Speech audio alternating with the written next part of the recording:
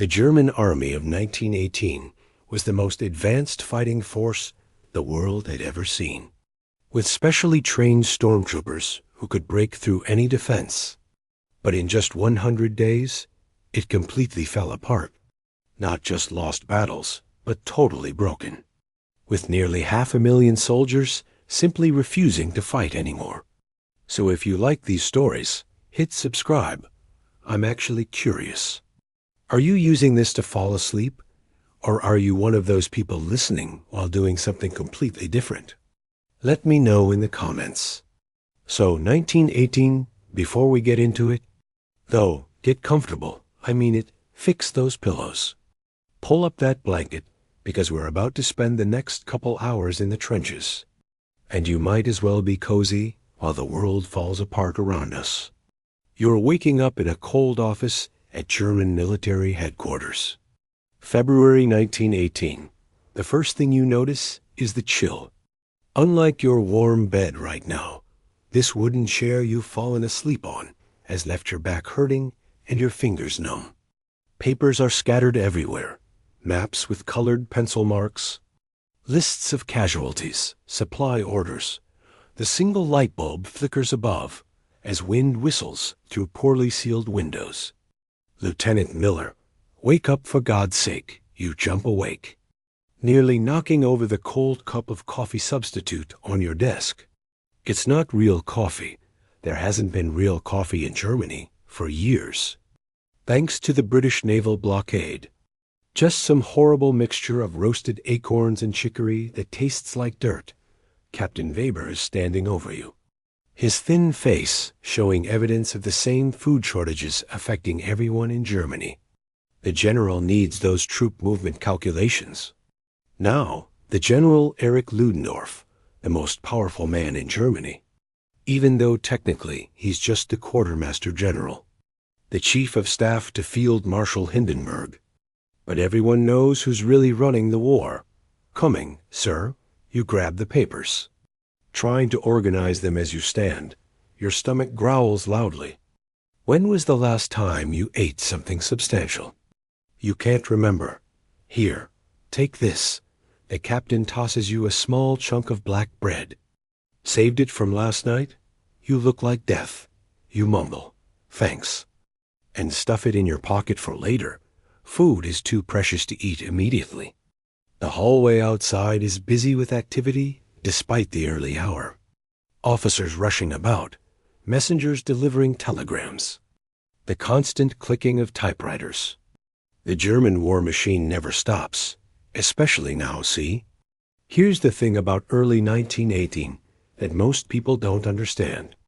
Germany was actually winning the war, or at least they just knocked one of their biggest enemies out of the fight.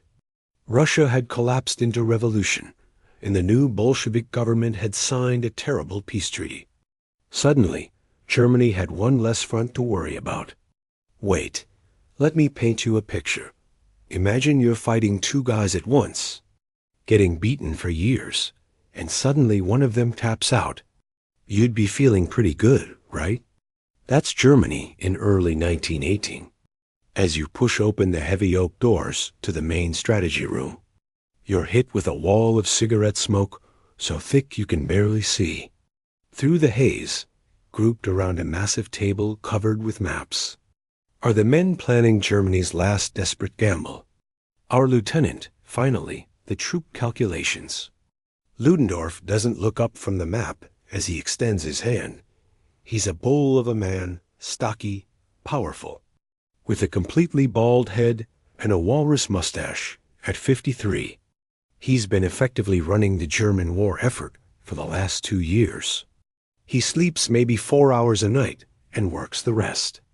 You've heard the whispers among the staff. Ludendorff hasn't been the same lately. The strain is getting to him. He's more irritable, more likely to suddenly change his mind, more dismissive of anyone who disagrees with him. Some say he's working himself to death.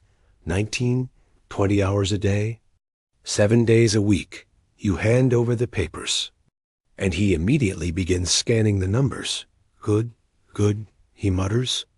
With the divisions transferred from the Eastern Front, We'll have more soldiers than the British for the first time. The room falls silent as Ludendorff begins moving wooden blocks across the map, each block representing thousands of men who will live or die based on where his hand places them. Gentlemen, he says, Operation Michael will be the largest offensive in human history. We will break the British lines, drive to the sea, and end this war before the Americans can arrive in force. One of the older officers clears his throat.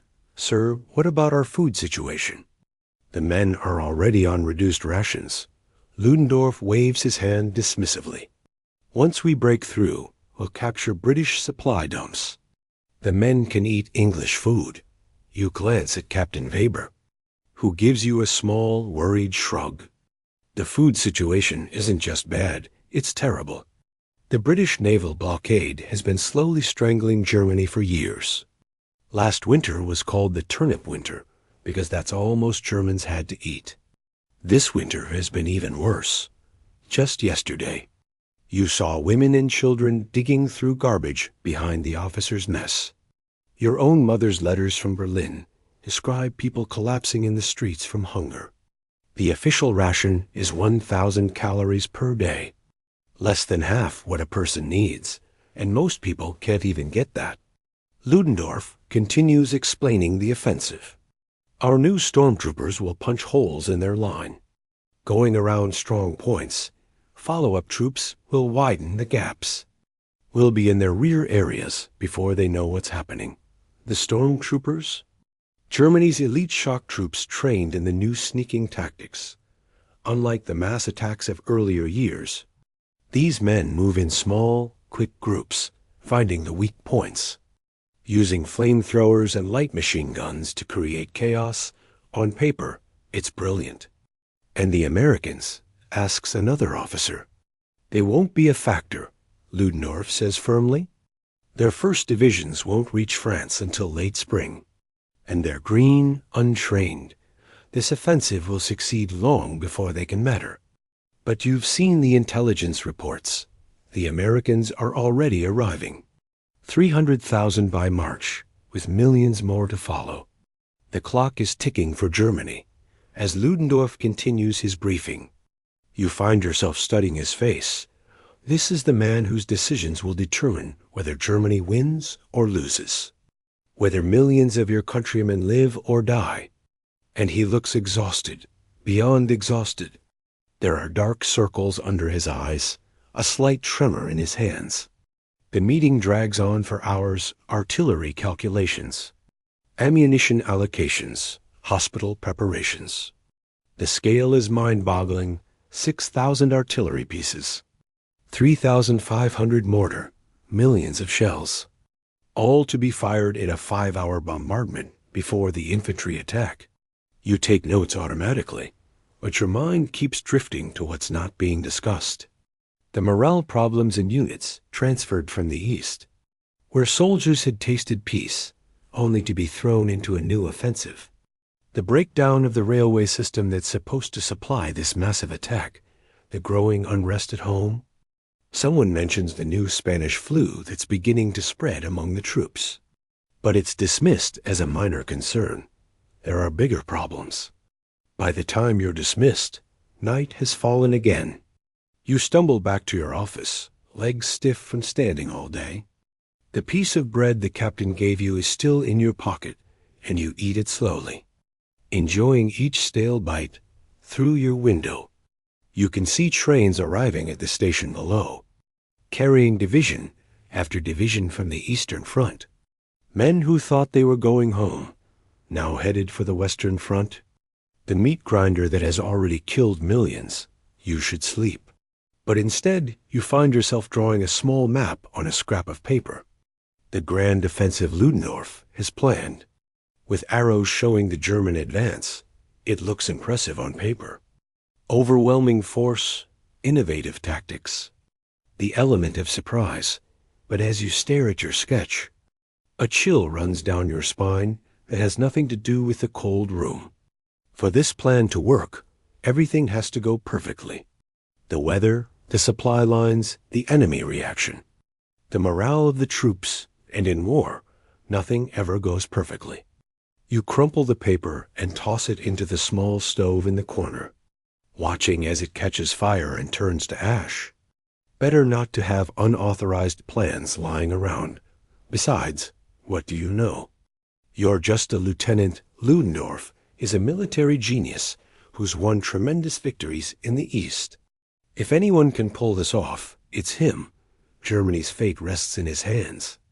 And as the weeks pass, the preparations speed up.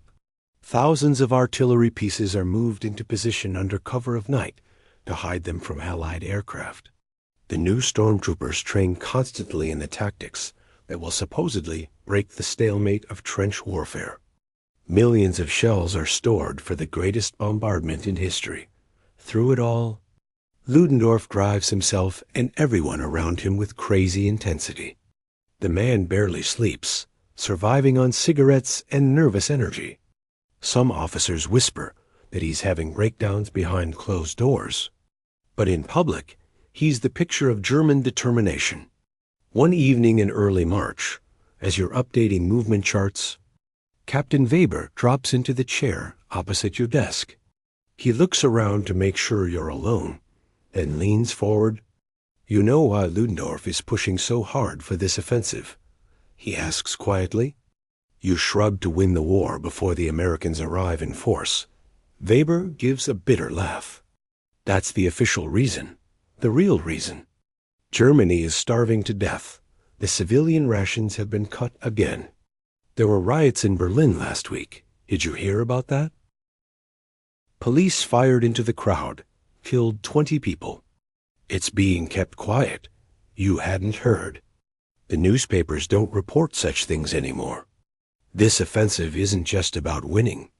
Weber continues, his voice barely above a whisper.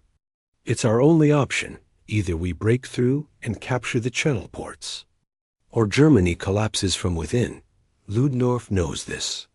The enormity of what he's saying sinks in. This isn't just a military operation. It's a desperate gamble to save Germany itself. What do you think our chances are, you ask? Weber rubs his tired eyes. Honestly, I don't know. The plan is sound, at least on paper. But the men, they're so hungry and tired. 4 years of war, how much more can they give? Before you can respond, there's a commotion in the hallway. The door bursts open, and there stands Ludendorff himself. "Captain, Lieutenant, what are you still doing here?" The final orders need to be distributed to the divisional commanders. Now, you both jump to your feet, saluting. Ludendorff looks even more worn than the last time you saw him up close. But there's a feverish energy in his eyes. "Yes, sir," Weber says. "Right away, sir." Ludendorff nods and turns to leave, then pauses. 1 week. He says almost to himself, in 1 week, we change the course of history. And with that, he's gone. His heavy footsteps echoing down the hallway. Weber gives you a meaningful look. Well, there you have it. 1 week until Operation Michael begins. 1 week until the greatest gamble in military history. 1 week until Germany throws everything it has into one final desperate offensive to win the war. As you gather the orders for distribution, you can't help but wonder, will it be enough? Or is Germany, for all its military might and tactical innovation, already doomed? The answer would come soon enough in the fog-shrouded dawn of March 21st, 1918. Your candle has burned low, the shadows growing long across the wooden desk where you've been working. Outside, the first signs of spring are appearing, but there's still a chill in the air that cuts through your uniform. Despite the late hour, German headquarters remains buzzing with activity. Tomorrow, Operation Michael begins. The maps are finalized, the orders distributed. There's nothing left to do but wait and try to ignore the gnawing hunger that has become your constant companion. You think of your family back in Berlin. Wonder if they're getting even the small rations they promised. Your mother's last letter mentioned that your younger sister had fainted at school. Just tired, she'd written, but you know better. Germany is starving. slowly but surely, the greatest army in the world, with the most advanced tactics and technology, is running on empty stomachs and desperate hopes. And tomorrow, that army will launch the offensive that will determine whether all the sacrifice has been for nothing. Your eyes grow heavy as you stare at the candle's flickering flame, wondering what dawn will bring. Unlike your comfortable bed back home where you're listening to this story, there will be no real rest tonight for the soldiers of Germany. Poised on the edge of history's knife, and as you drift off, the last thing you see is the official order stamped with the Imperial Eagle. Operation Michael commences at 4:40 a.m. The early morning darkness of March 21st, 1918, was unlike anything the Western Front had seen before. 4,000 German artillery pieces were about to unleash hell on a scale that would make the earth itself tremble. And for the soldiers huddled in forward positions waiting to attack, the strangest part wasn't the coming barrage. It was the silence before it started. Let me transport you there. You're no longer a staff officer at headquarters. You're now Otto Schroeder, a 22-year-old corporal in one of Germany's elite stormtrooper units.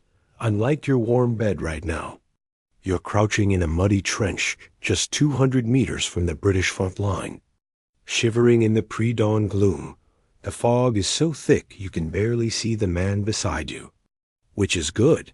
It will help hide your advance. But it also means you keep imagining shapes moving in the mist. British patrols that might discover the massive attack about to begin. Your stomach growls painfully. Dinner last night was a thin potato soup and a chunk of black bread, so hard you needed to soak it in the soup to avoid breaking your teeth. The bread sits like a rock in your gut now. 4 years of blockade have left even the elite storm units on starvation rations. 2 minutes, whispers Sergeant Muller beside you. He checks his watch again, the glowing dial shining faintly. Almost time? Your hands tighten around your MP-18 submachine gun, a new weapon for this new kind of warfare. The standard German infantry still use bolt-action rifles, but stormtroopers get the best equipment. The gun is heavier than it looks, especially with the snail drum magazine containing 32 rounds. God, I'd kill for a cigarette, mutters Franz. A barrel-chested Bavarian on your left. Just one drag. Shut up, hisses the sergeant. 30 seconds. Everyone falls silent. Across miles of front, hundreds of thousands of German soldiers are checking watches, adjusting equipment, saying silent prayers. This is it. The Kaiser's battle, they're calling it. Germany's last best hope to win the war. You close your eyes for a moment, thinking of home, of your mother in Berlin, lining up for rations at 4 in the morning, of your father who lost his arm at Verdun 2 years ago and now stares silently out the window most days, of your younger brother who's probably going to be called up soon if this offensive fails. 10 seconds, the sergeant whispers. Your mouth goes dry. The silence is absolute.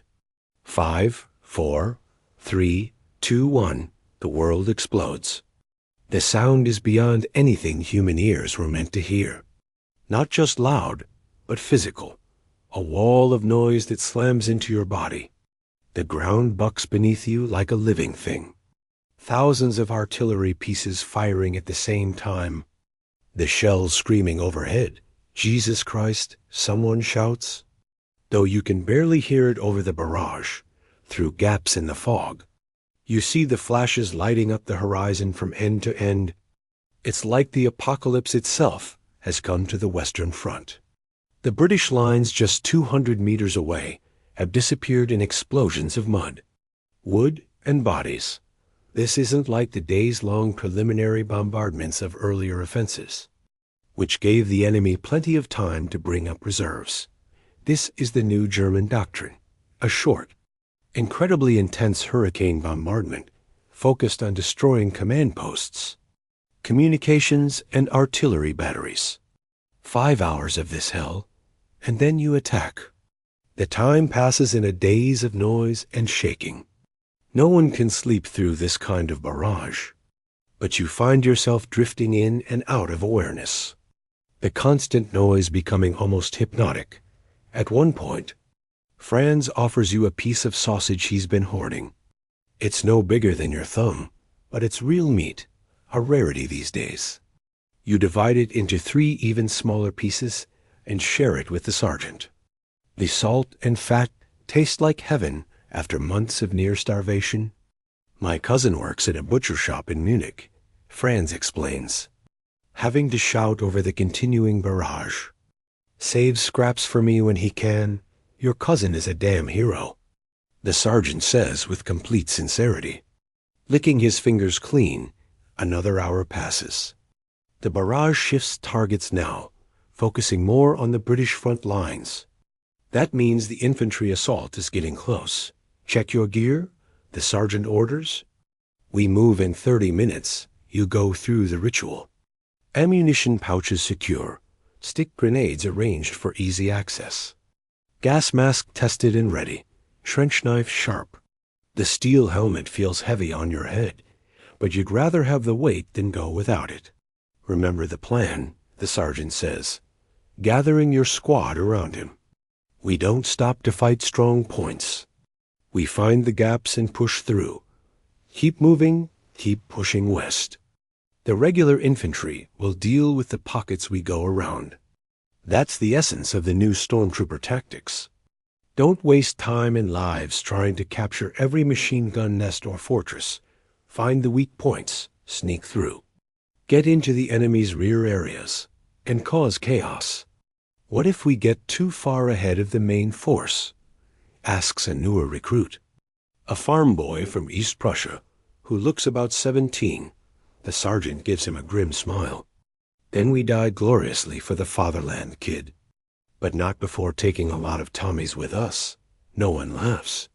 You've all seen too much death for that kind of dark humor to land anymore. 5 minutes, the call comes down the line.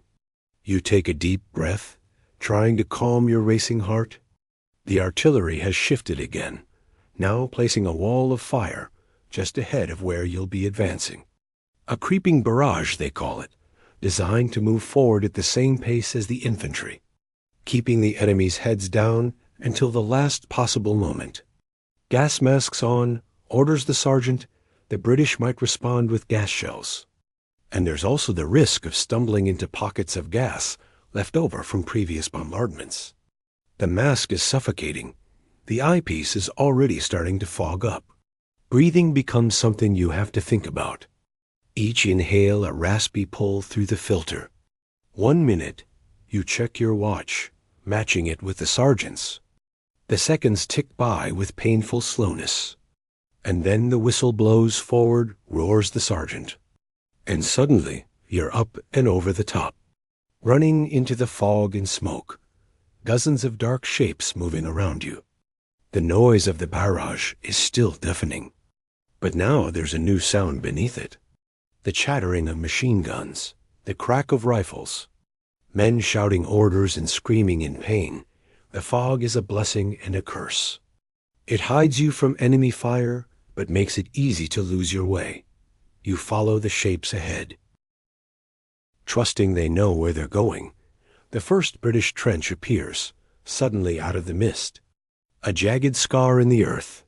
There are bodies slumped over the edge, torn apart by the artillery, but some defenders are still alive, firing desperately at the advancing Germans. You don't stop to fight. That's not your job. You spot a section where the trench has been almost filled in by a direct hit. Creating a natural ramp, you sprint for it, leaping over the shallow ditch and continuing west, deeper into British territory. Behind you, regular German infantry will clear the trench. Your job is to keep moving, keep advancing. The ground is a nightmare of shell holes and torn wire. Twice you stumble and nearly fall. The fog is starting to lift as the sun rises. But there's so much smoke from the bombardment that you still can't see well. You catch glimpses of the destruction around you. A British machine gun nest destroyed by a direct hit. the gunner still sitting upright, but missing his head. A German flamethrower team advancing on a dugout. The terrible jet of burning fuel making short work of the defenders. A wounded horse from an artillery team. Somehow still alive, trying to rise on shattered legs. Keep moving, the sergeant shouts, and you push on. The British seem stunned by the ferocity of the attack. Their resistance is scattered, uncoordinated. You pass through their second line of trenches with minimal opposition. Then their third. By mid-morning, your squad has advanced nearly 3 miles. An unheard of distance after years of stalemate, where gains were measured in yards. Holy hell, we're actually doing it, Franz says during a brief pause to regroup. We're breaking through. The sergeant nods, his face streaked with dirt and sweat. Don't get cocky. The hard part comes now. We're beyond their prepared defenses. But they'll be bringing up reserves. You gulp water from your canteen, suddenly aware of how thirsty you are, the constant running, the weight of your equipment, the stress of combat. It all takes a tremendous physical toll, and you're hungry again. That gnawing emptiness that never really goes away these days. You reach into your pocket and find a crumb of bread left over from last night. Pop it into your mouth. It does nothing to satisfy the hunger. Look. Franz points west, where the fog is finally starting to clear. Is that a town? The sergeant pulls out his field glasses. Supply depot, he says after a moment. Excitement creeping into his voice. British supply depot. And it doesn't look like they've started evacuating yet. Your squad exchanges glances. A supply depot means food, real food, not the garbage you've been living on. Let's go, the sergeant says, and no one needs to be told twice. You advance more carefully now, using shell holes and patches of woodland for cover. The British resistance is getting stronger as they recover from the initial shock. But they're still disorganized, still reeling. The supply depot turns out to be a small French village that's been turned into a logistics hub. There are warehouses, motor pools, field kitchens. And as you reach the eastern edge of the village, you realize the British are in the middle of breakfast. The scene is almost comical. Dozens of support troops and rear area units sitting at long tables in an outdoor mess area. Forks halfway to their mouths as they stare in shock at the German stormtroopers emerging from the morning mist. Hands up, roars the sergeant, and you all level your weapons. There's a moment of frozen indecision, and then the British drop their utensils and raise their hands. They're not frontline combat troops, and they know it, Franz, Heinrich. Secure the prisoners, the sergeant orders. The rest of you, fan out. Secure the area, and for God's sake, don't shoot the cooks. That gets a laugh, nervous but genuine. The smell from the field kitchens is intoxicating. Bacon, eggs, real coffee, your stomach clenches painfully. The next hour is a blur of activity. More German units arrive, including regular infantry to handle the prisoners. Your squad is tasked with taking inventory of the captured supplies, while engineers prepare to either transport or destroy anything you can't take with you. Look at this, Franz says, opening a warehouse door. Inside are stacks of crates, tinned beef, jam, biscuits, chocolate. More food than you've seen in one place since before the war. Christ, no wonder they're fighting so hard, the sergeant mutters. They're living like kings while we starve. You're given 10 minutes to eat. Real food, hot food. More calories in one meal than you'd normally get in 2 days. The British cooks, now prisoners, watch with a mixture of amusement and pity as the feared German stormtroopers stuff themselves like starving wolves. Slow down, the sergeant warns. You'll make yourself sick, but no one listens. When you've been hungry for years, self-control around food becomes impossible. And he's right. Within minutes, some of the men are doubled over, vomiting up what they've just eaten. Their shrunken stomachs can't handle the sudden richness. You manage to keep your meal down, but only barely, the coffee.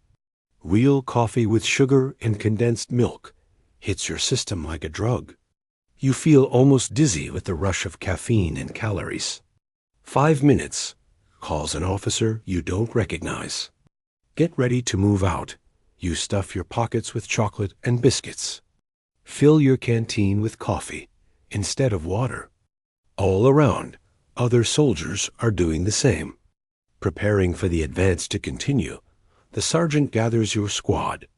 New orders, he says, pointing at a map. We keep pushing west. Command thinks the British are on the verge of breaking completely. If we can reach this road junction by nightfall, we might split their army in two. The excitement is real. After years of stalemate, you're advancing faster than anyone thought possible. The great German offensive is working.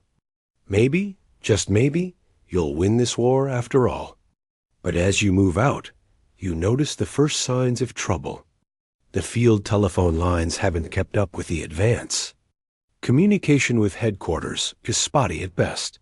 The roads are jammed with troops and supply wagons, creating massive traffic jams, and most concerning of all, the British artillery has started to find its range again, dropping shells on the newly won territory. Keep moving. The sergeant urges as a shell lands uncomfortably close. The farther we push them, the safer we'll be by late afternoon. Your squad has advanced another 2 miles, but the pace has slowed dramatically. The British have recovered from their initial shock and are putting up fiercer resistance. Their machine guns are expertly positioned, covering open ground with overlapping fields of fire. And you're tired, bone tired. The adrenaline of the morning has worn off, leaving you shaky and exhausted. The breakfast feast feels like a distant memory. Your stomach growling again as your body burns through the sudden rush of calories. We need to take that farmhouse, the sergeant says, pointing to a stone building on a small rise. British soldiers have turned it into a makeshift strong point, and they're holding up the entire advance in this sector. Your squad moves forward in rushes, 2 men providing covering fire while the others advance. It's textbook stormtrooper tactics, and it works. You get within grenade range with only 1 casualty. The young East Prussian who takes a bullet through the shoulder. Now, shouts the sergeant, and you all pull the pins on your stick grenades, lobbing them through the windows of the farmhouse. The explosions are deafening in the enclosed space. When you storm in, weapons ready, you find only bodies, clear. Calls Franz from the upper floor. We've got a view from up here. Looks like their next line is about half a mile west. The sergeant checks his map, then pulls out his field glasses to scan the area. Good work, he says. We'll hold here for now. Wait for the regular infantry to catch up.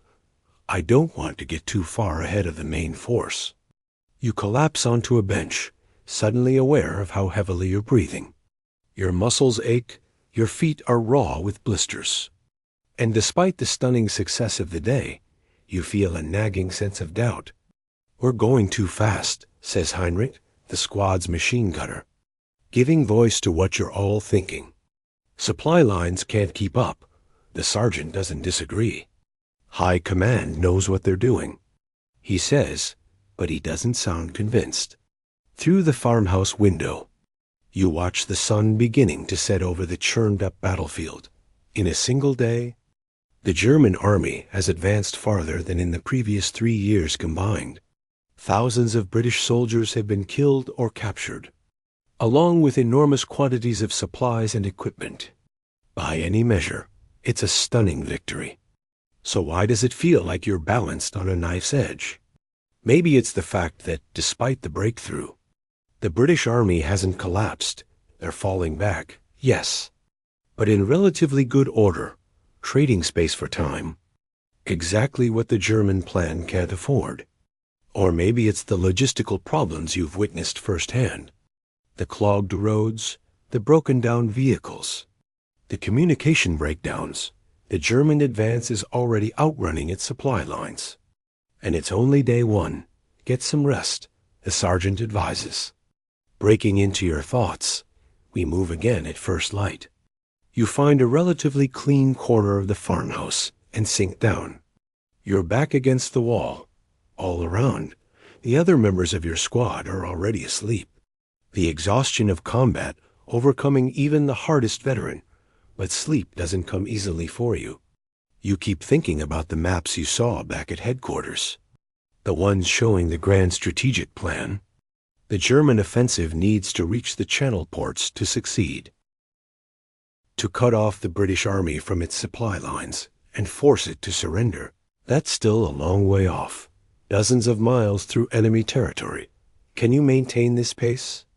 Can the German army sustain this kind of advance without collapsing from its own logistical problems? As you finally drift into an uneasy sleep, the question follows you into your dreams. What happens if this great offensive, this last desperate gamble, isn't enough?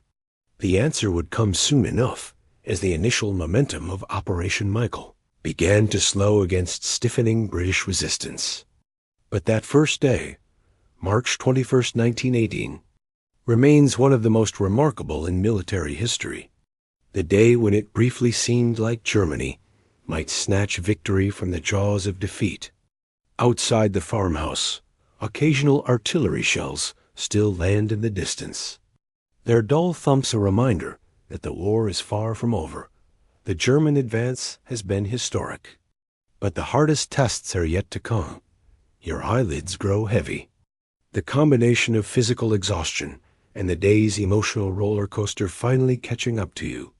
Unlike your comfortable bed where you're listening to this story, this French farmhouse floor offers little comfort. But to a soldier who's been awake for nearly 24 hours, it feels like luxury. As you surrender to sleep, one last thought flickers through your mind. Tomorrow will determine whether today was the beginning of Germany's victory or just another step on the long road to defeat. Early April 1918, 2 weeks into Operation Michael. The initial excitement has faded, replaced by something more complicated. A mixture of pride at how far the German army has advanced and growing concern about what comes next. The muddy road stretching before you is jammed with vehicles. Horse-drawn supply wagons, ammunition carts, field kitchens, ambulances, nothing's moving. It's been this way for hours. You're no longer the frontline stormtrooper. Now you're Captain Werner Hoffmann, a logistics officer with the German 18th Army. Your job is making sure supplies reach the front. A job that's becoming nearly impossible. You wipe rain from your face, scanning the endless line of stalled transport, unlike your warm, dry bed right now. You're standing in ankle-deep mud, your greatcoat soaked through, trying to solve an impossible puzzle, sir. A young lieutenant splashes through the mud toward you, his face pinched with exhaustion. The 25th Division reports they're down to their last crates of ammunition. They're under heavy counterattack near Villers-Bretonneux. You check your map, though you hardly need to. You know exactly where the 25th is positioned and exactly how far they are from this stalled convoy. They're 15 kilometers from here. You say, folding the map, even if we got moving right now, the supplies wouldn't reach them for hours. The lieutenant's face falls. You've both seen this scenario play out before in recent days.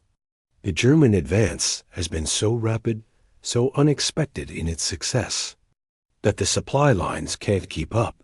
The front is moving faster than the roads can be repaired, faster than the horse-drawn wagons can travel. What about motor transport? The lieutenant asks. You give a bitter laugh. What motor transport? We've got 5 working trucks for the entire division, and they're all being used to move artillery. You don't mention the other problem, fuel. Germany has been scraping the bottom of its petroleum reserves for months now. The British blockade has seen to that. What little gasoline remains is being rationed with extreme care. A rumble of distant artillery interrupts your conversation. The British guns have found their range again, systematically targeting the road junctions and supply depots behind German lines. They may be retreating, but they're doing so in good order. making the German advance pay for every kilometer. Sir, what do I tell the 25th? The lieutenant asks, bringing you back to the immediate problem. You rub your temples, feeling the beginning of another headache. You've had one almost constantly since the offensive began. Tell them to conserve ammunition. Fire only when they have clear targets, and you hesitate. Knowing what you're about to say violates every principle of modern warfare. Tell them they're authorized to use captured British supplies if they can find them. The lieutenant nods grimly. It's come to this. The German army, supposedly on the verge of its greatest victory, reduced to scavenging like vultures. Oh, and Weber, you add as he turns to leave. Find out what happened to the food shipments for the 9th Reserve. They've been reporting starvation rations for 3 days now. Yes, sir. The lieutenant salutes and splashes back down the muddy road. Weaving between the stalled vehicles, you sigh and turn your attention back to the immediate traffic jam. The problem is brutally simple. Too many vehicles. Too few roads, the British. In their retreat, have blown every bridge, cratered every crossroads. German engineers are working around the clock to repair the damage. But they can't keep pace with the needs of an army of over 1 million men advancing across a muddy wasteland. Captain Hoffman, you turn to see a motorcycle courier skidding to a halt beside you, splattering your already filthy boots with fresh mud. The rider, barely more than a boy, snaps a salute. New orders from Army Group Headquarters, sirs. He hands you a sealed envelope. You tear it open, scanning the contents rapidly. Then you read it again more slowly, making sure you haven't misunderstood. Is this a joke? You ask the courier, who looks confused, sir. These orders. They're changing the entire axis of advance. Again, the courier shrugs. He's just the messenger. You dismiss him with a wave and stare at the paper in your hand, fighting the urge to crumple it and throw it into the mud. This is the 3rd time in 10 days that High Command, which means Ludendorff, has changed the primary objective of the offensive. First, it was a drive northwest toward the Channel ports. Then it shifted south toward Amiens. Now it's being split in multiple directions simultaneously, with your 18th Army ordered to push due west while other formations drive north and south. God in heaven, you mutter.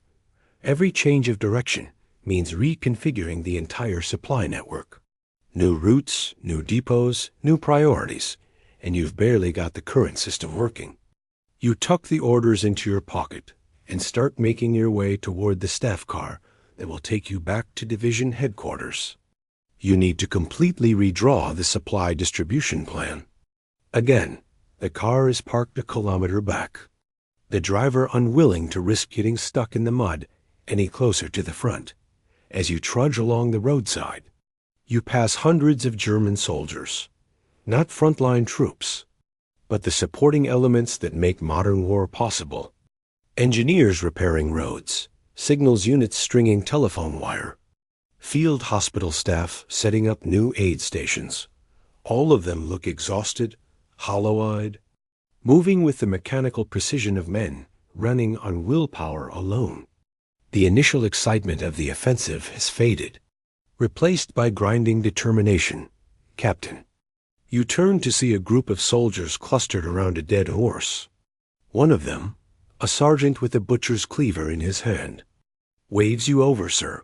We need an officer's authorization. You approach wearily. For what, Sergeant? He gestures to the horse, a big draft animal that must have pulled one of the supply wagons until it collapsed from exhaustion or disease. Regulations say we need an officer to confirm it's dead before we can process it. Process it, you repeat, then understanding dawns. You want to butcher it for food? Yes, sir. My men haven't had a proper meal in 3 days. The supply wagons with our rations never caught up. You look at the men gathered around the dead horse. Their faces are gaunt, their uniforms hanging loosely on frames that have grown thin over years of blockade and rationing. The great offensive was supposed to capture British supply dumps, allowing the German army to feast on enemy provisions, and it had for a few days. But those captured supplies were quickly exhausted, and now the men are hungry again. It's against regulations. You say, but without conviction, that meat should be inspected by a veterinary officer. It could be diseased. The sergeant's face remains calm, but his eyes hold a silent plea. You know what he's thinking. Disease tomorrow is better than starvation today. You sigh. I didn't see anything. Carry on, Sergeant. Thank you, sir. The relief in his voice is real. As you walk away, you hear the wet sounds of the butchering begin. 4 years of war has reduced the proud German army to this. Carving up dead horses by the roadside, back at division headquarters, a requisitioned French farmhouse that still bears the scars of shellfire. You find the staff officers gathered around a large map table. Ah, Hoffman, there you are. Colonel Weiss, the division quartermaster, beckons you over. Did you get the new orders? You nod, producing the crumpled paper from your pocket. I did, and I have to ask, sir, are they serious? We're changing direction again. The colonel's mouth tightens into a thin line. Ludendorff's orders. The 18th Army is to press west toward Amiens, while the 17th turns north. But, sir, we've just spent 3 days reconfiguring the supply lines for the last change of direction. The men at the front are already running short of ammunition and food. If we change plans again now, I know, Captain. Weiss cuts you off with a raised hand. Believe me, I know, but these are our orders. You take a deep breath, controlling your frustration. May I ask what the strategic objective is now? What are we trying to achieve? The colonel hesitates, exchanging glances with the other staff officers. Truthfully, Hoffman, I'm not sure anyone knows anymore. Ludendorff keeps changing the target based on where we're having tactical success. First it was the Channel ports, then splitting the British and French armies. Now it's Amiens, but Amiens is just a city, you protest. What does taking it achieve strategically? It's a rail hub, offers Major Schmidt. The operations officer, if we capture it, we disrupt British logistics. You bite back a laugh. With respect, sir. We can barely manage our own logistics. What good does it do to disrupt theirs? The room falls silent. You've gone too far. Questioning strategy isn't a captain's place. But you're not alone in your doubts. You can see it in the officers' faces. The plan now, Colonel Weiss says carefully, is to capture Amiens, then resume the drive to the Channel ports. You nod, keeping further objections to yourself. But you can do the math as well as anyone. The German offensive has been underway for 2 weeks. In that time, you've advanced nearly 40 miles in some sectors. An unprecedented achievement after years of stalemate. But the advance is slowing daily as supply problems mount and Allied resistance stiffens. And the Channel ports are still more than 60 miles away. Captain Hoffman, the colonel says, bringing you back to the matter at hand. I need you to reorganize the supply distribution for the new axis of advance. Priority to ammunition and medical supplies, then food. Yes, sir. You salute and turn to the logistics maps pinned to one wall of the farmhouse. It's going to be another long night. Hours later, you're still at it. Your eyes burning from strain and cigarette smoke. The new supply plan is taking shape. But it's a pale shadow of what proper logistics should look like. Too many compromises. Too many units that we'll have to manage with inadequate supplies. A commotion outside draws your attention. The sound of a motor vehicle, then voices raised in excitement. Curious, you step outside. A staff car has pulled up. Mud splattered, but still somehow maintaining an air of authority. From it emerges a figure you recognize instantly. General von Hutier, commander of the 18th Army. The general is engaged in animated conversation with Colonel Weiss and several other senior officers. You move closer, trying to catch what they're saying without being intrusive. Confirmed it myself. Von Houtier is saying the British are bringing up fresh divisions from Flanders. Their resistance around Villers-Bretonneux is stiffening. What about the French? Asks Colonel Weiss. Are they moving to support the British? The general nods grimly. Elements of the French First Army are already in the line south of the Somme. They're establishing a new defensive position. This is concerning news. The whole premise of Operation Michael was to defeat the British before the French could intervene in force. If French divisions are already reinforcing the line, it means the offensive isn't moving fast enough. And what does High Command say about this? Asks Major Schmidt. Von Houtier's expression darkens. Ludendorff insists we press the attack. He believes one more push will break them. There's a moment of silence as the officers digest this. You can read the doubt on their faces. One more push. The German army has been pushing for 2 weeks, advancing farther and faster than anyone thought possible. And still the decisive breakthrough hasn't materialized. Sir, Colonel Weiss says carefully. My logistics officer informs me that our supply situation is becoming critical. The men at the front are running short of ammunition and food. Von Houtier's eyes find you, and you straighten instinctively. Is this true, Captain? Hoffman, sir. Captain Hoffman. 18th Army Logistics. And yes, sir, it's true. The advance has outrun our supply lines. The roads are choked with traffic, bridges are down, and we simply don't have enough transport to keep the forward units properly supplied. The general considers this for a moment. What about captured British supplies? Largely exhausted, sir. The British are becoming more effective at destroying depots before they retreat. Von Houtier nods, unsurprised but clearly unhappy. I'll convey your concerns to High Command, Colonel, but I should warn you. Ludendorff is not in a mood to hear about problems. He wants solutions and victory. The general returns to his car, leaving the officers looking at each other in worry. No one wants to say what they're all thinking, that perhaps victory isn't possible. At least not the total victory Ludendorff demands. As the staff car drives away, splashing through muddy puddles, Colonel Weiss turns to you. Captain, I need updated figures on ammunition reserves by morning, and find out what's happening with those food shipments for the 9th Reserve. Yes, sir. You salute and head back inside. Your mind racing, the situation is becoming increasingly clear to you. And it's not encouraging. The German offensive has achieved remarkable tactical success, driving the Allies back farther than anyone thought possible. But it's also revealed the fundamental weakness of the German position. You simply don't have the resources for a sustained offensive. The blockade has left Germany scraping the bottom of its strategic reserves.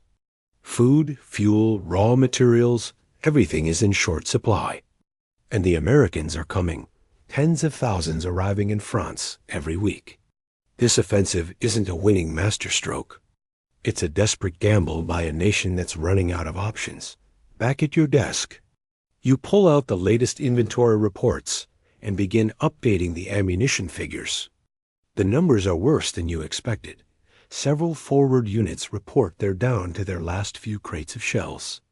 Machine gun ammunition is critically low in at least 3 divisions.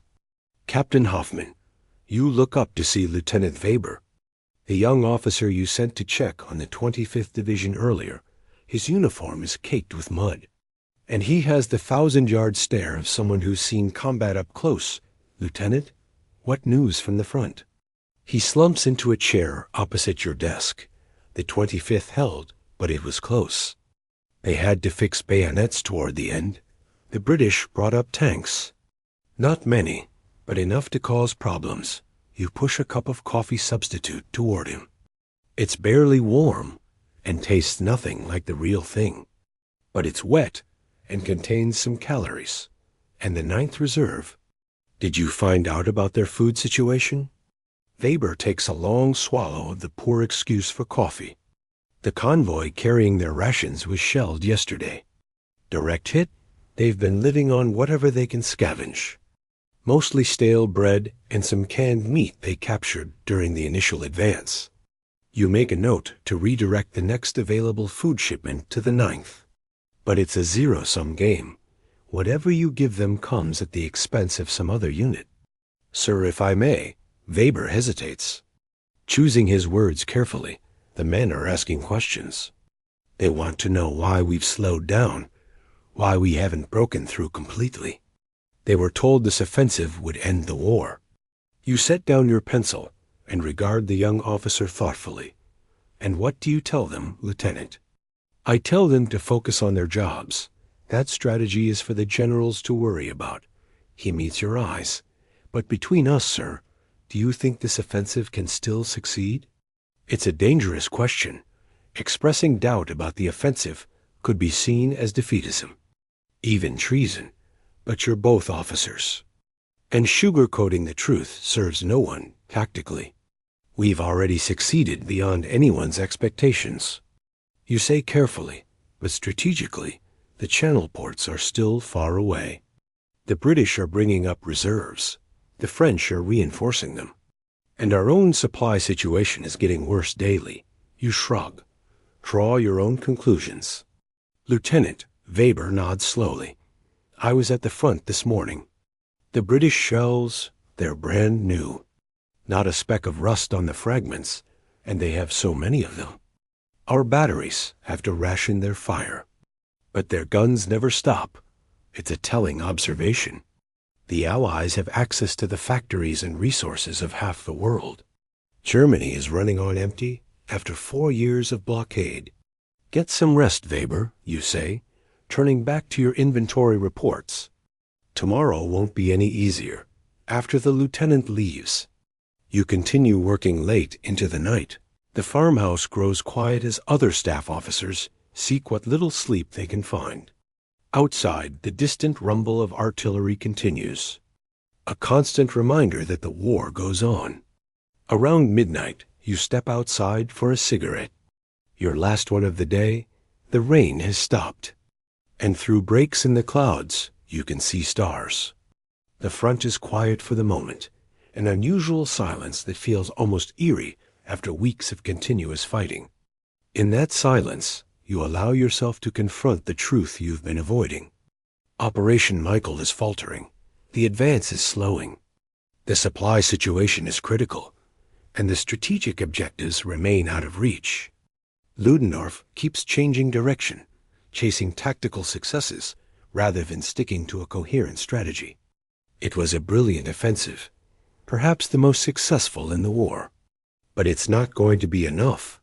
You finish your cigarette and grind it out beneath your boot. Time to get back to work. The war doesn't stop for your doubts or fears. As April continues, your pessimistic assessment proves increasingly accurate. The German advance slows to a crawl, then stops altogether.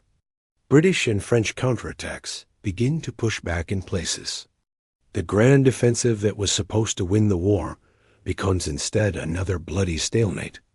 And in the exhausted, hungry faces of the German soldiers, you begin to see something new and troubling, the first signs of a collapse in morale. It's subtle at first, a growing number of sick call reports, soldiers losing equipment, small acts of disobedience. But as April turns to May, these isolated incidents join together into a pattern that can't be ignored. The German army, that magnificent fighting machine, is starting to come apart at the seams. Back in your makeshift office, you update the logistics maps one more time, moving pins to show the latest positions. Unlike your comfortable bed where you're listening to this story now, your chair is hard, the room is cold, and the sense of impending failure hangs in the air like smoke. The offensive that began with such high hopes is sputtering out, and as you mark the static front lines, you can't escape the nagging question, what comes next? If this great gamble has failed, what options remain for Germany? The answer would come soon enough, in the form of an Allied counteroffensive that would shatter what remained of Germany's fighting spirit and drive it toward final defeat. But that's a story for another time.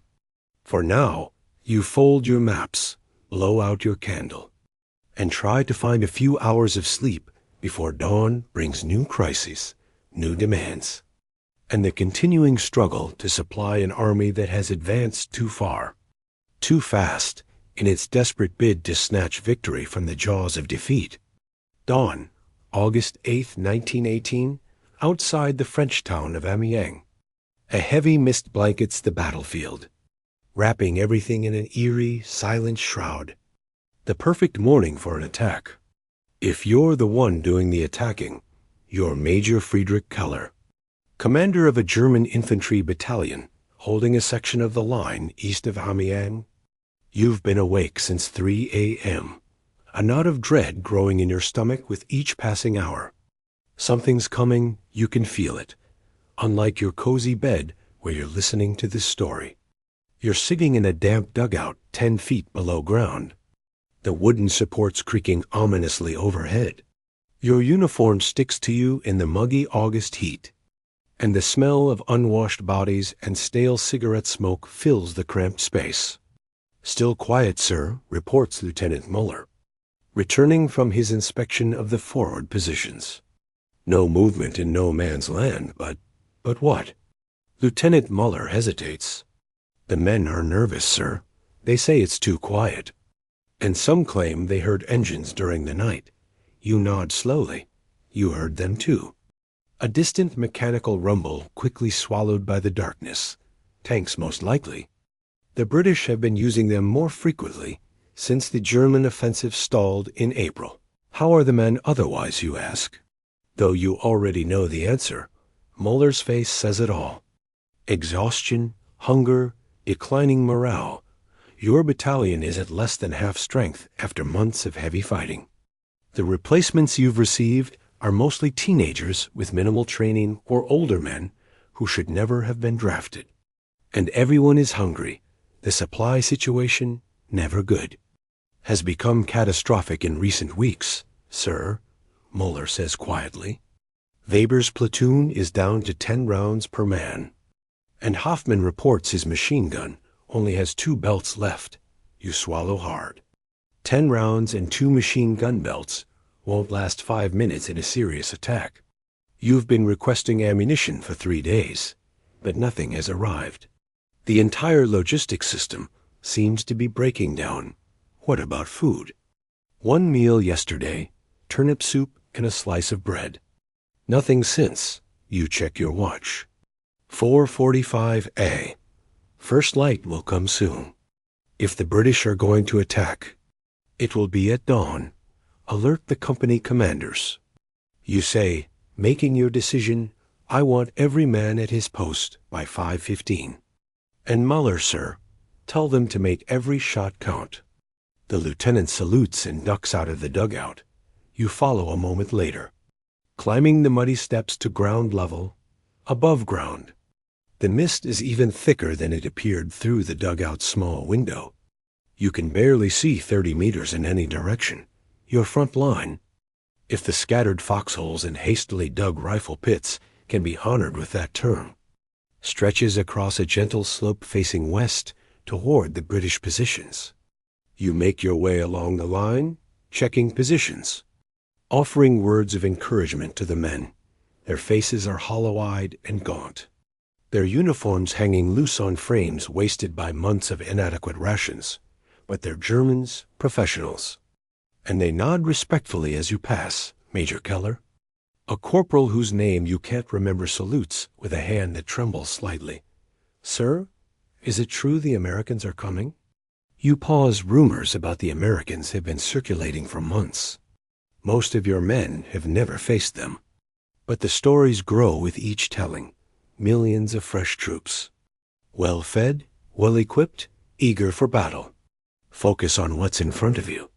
Corporal, you say, avoiding the question. The British are problem enough for today. It's 5:30 a.m. now, and the mist shows no sign of lifting. An unnatural silence hangs over the battlefield. No birds, No distant gunfire. Not even the usual morning artillery harassment. Just silence in the mist and the growing sense that something terrible is about to happen.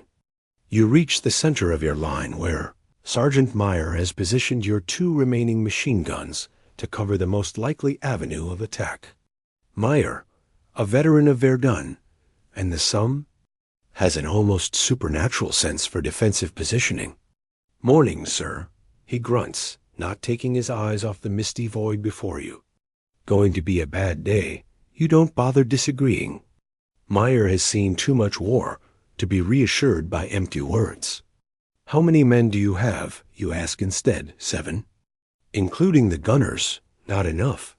7 men to hold the center of your line.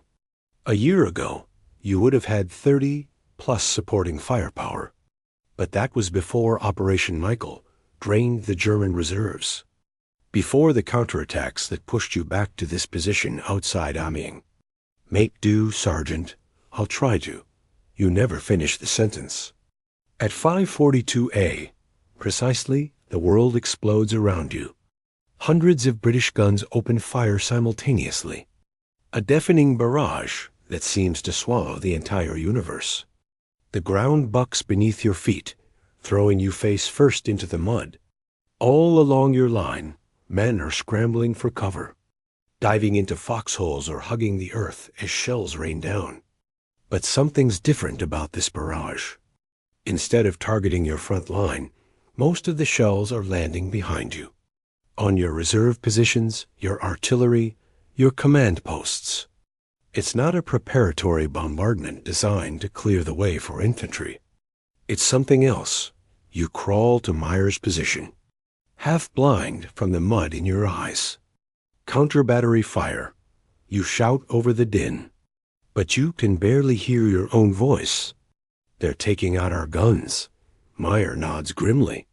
Understanding the significance, if the British are concentrating on your artillery rather than your forward positions, it means tanks. Someone screams from farther down the line. Tanks coming, and there they are, materializing out of the mist like monsters from a nightmare. Not the handful of tanks you expected, but dozens of them, square, lumbering shapes pushing through the fog in a wide line. Their engines roaring behind them, you catch glimpses of infantry. British soldiers advancing in small groups, using the tanks for cover. It's a combined arms attack, the most dangerous kind. And it's coming straight at your undermanned, under-equipped battalion. Open fire, you shout. But even as the words leave your mouth, you know it's futile. Your men have too little ammunition to stop this kind of assault. The machine guns chatter briefly and rifle fire cracks from your line. But it's like trying to stop a flood with a handful of sand. The tanks keep coming, impervious to your small arms fire. They're Mark V's, the newest British model. Faster and more reliable than their predecessors. And mixed among them are smaller, faster tanks, the new French Renault FTS, each mounting a small cannon that's already firing at your positions. Fall back, you order, making the only decision that might save some of your men.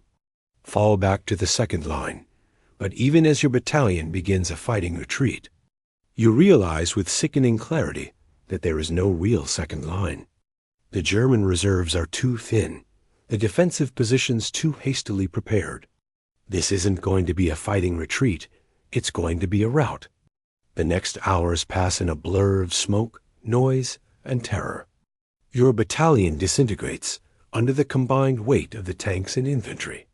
Some men stand and fight until they're killed or captured. Others throw down their weapons and surrender immediately. A few simply run. By noon, you find yourself with a mixed group of about 40 men. All that remains of your battalion in a shallow ravine 2 kilometers behind what used to be your front line. The British advance seems to have temporarily outrun itself. Giving you a brief break, Muller, you call. Looking for your adjutant, but there's no response. You haven't seen him since the first wave of tanks hit your position. He's gone, sir, says a filthy. Blood-spattered lieutenant you recognize as Weber from 3rd Company. Saw him get hit when we were pulling back from the 2nd position. You nod, absorbing this news with a numb detachment that surprises you. Muller is dead or wounded or captured, just like hundreds of other men under your command. And for what? What's the situation elsewhere, you ask? Any word from regiment? Weber shakes his head. Communications are cut. But it looks bad all along the line. The British broke through everywhere. I saw hundreds of our men surrendering. This matches what you witnessed during the retreat. Groups of German soldiers, sometimes entire units, throwing down their weapons and raising their hands as the tanks approached.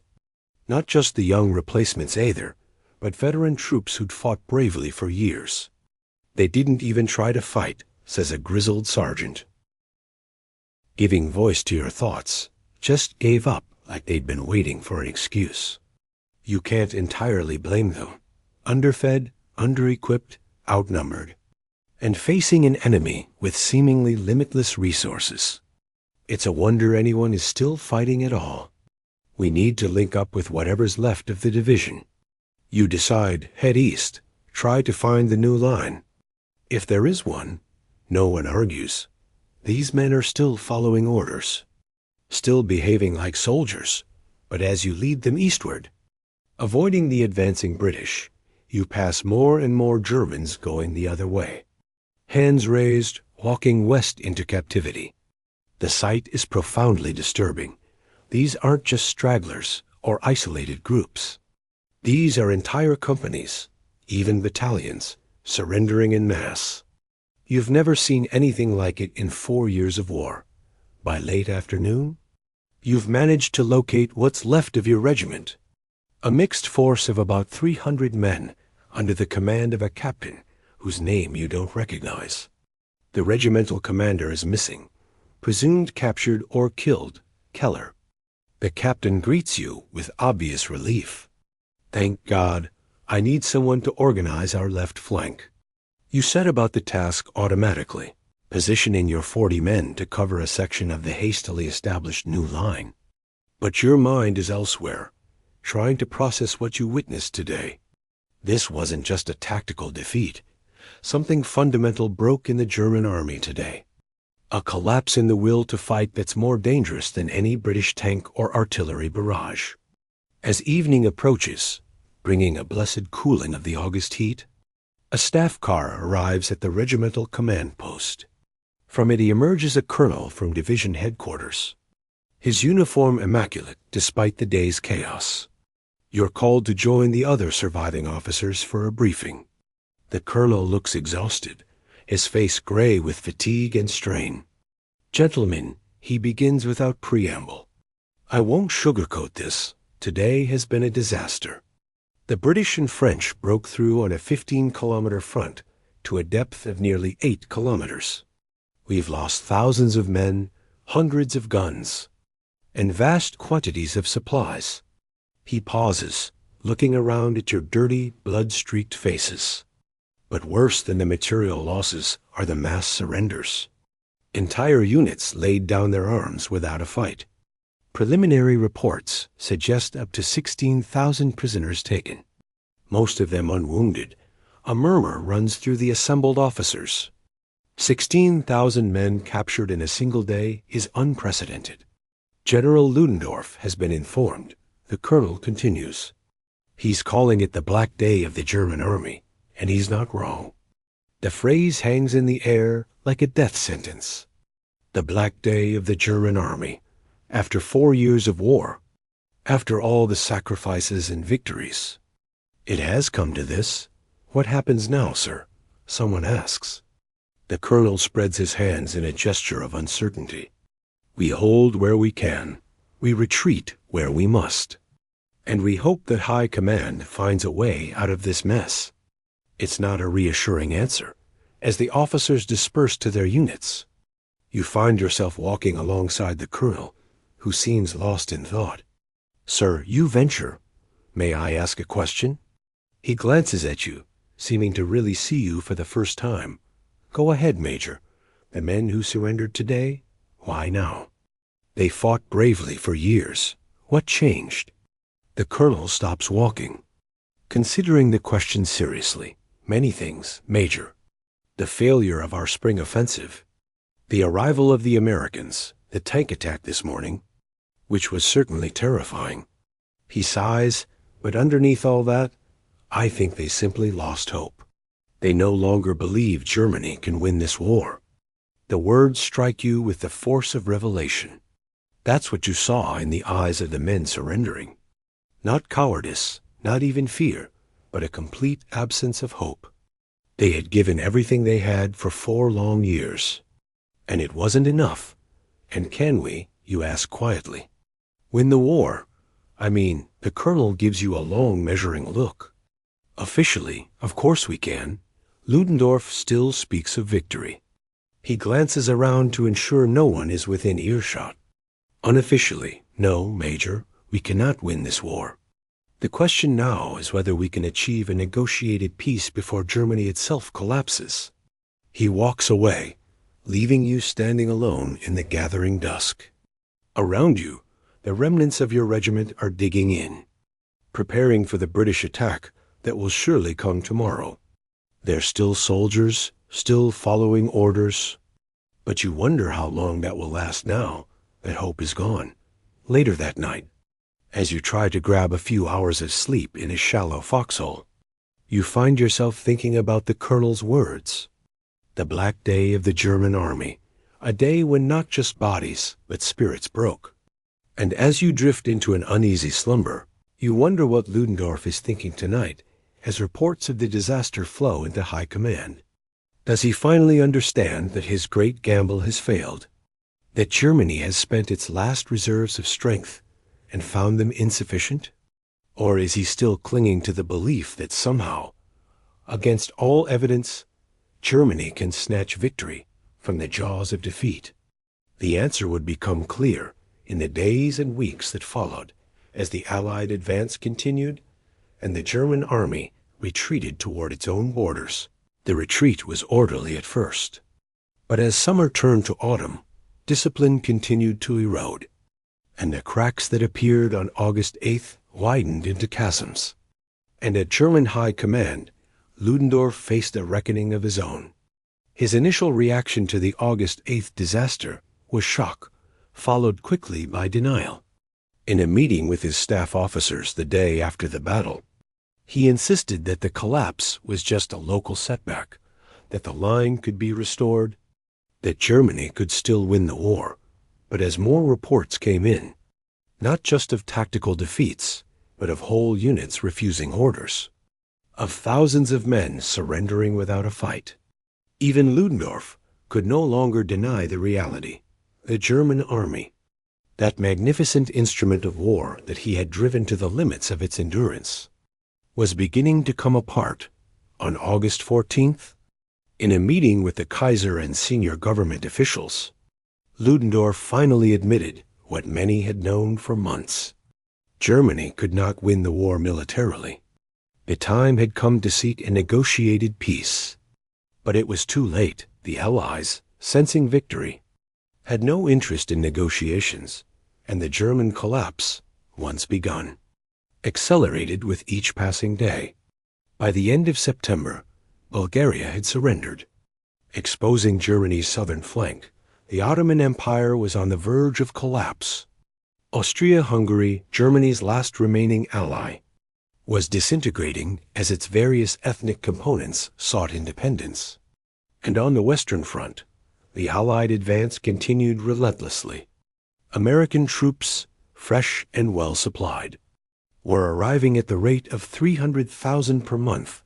The British and French armies, bolstered by thousands of tanks and aircraft, pushed forward day by day, reclaiming the ground lost during the spring offensive and more.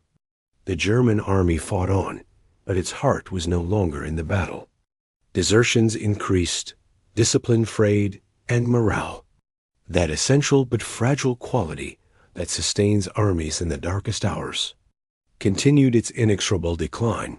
For you, Major Keller, the months following the Black Day became a blur of desperate rearguard actions.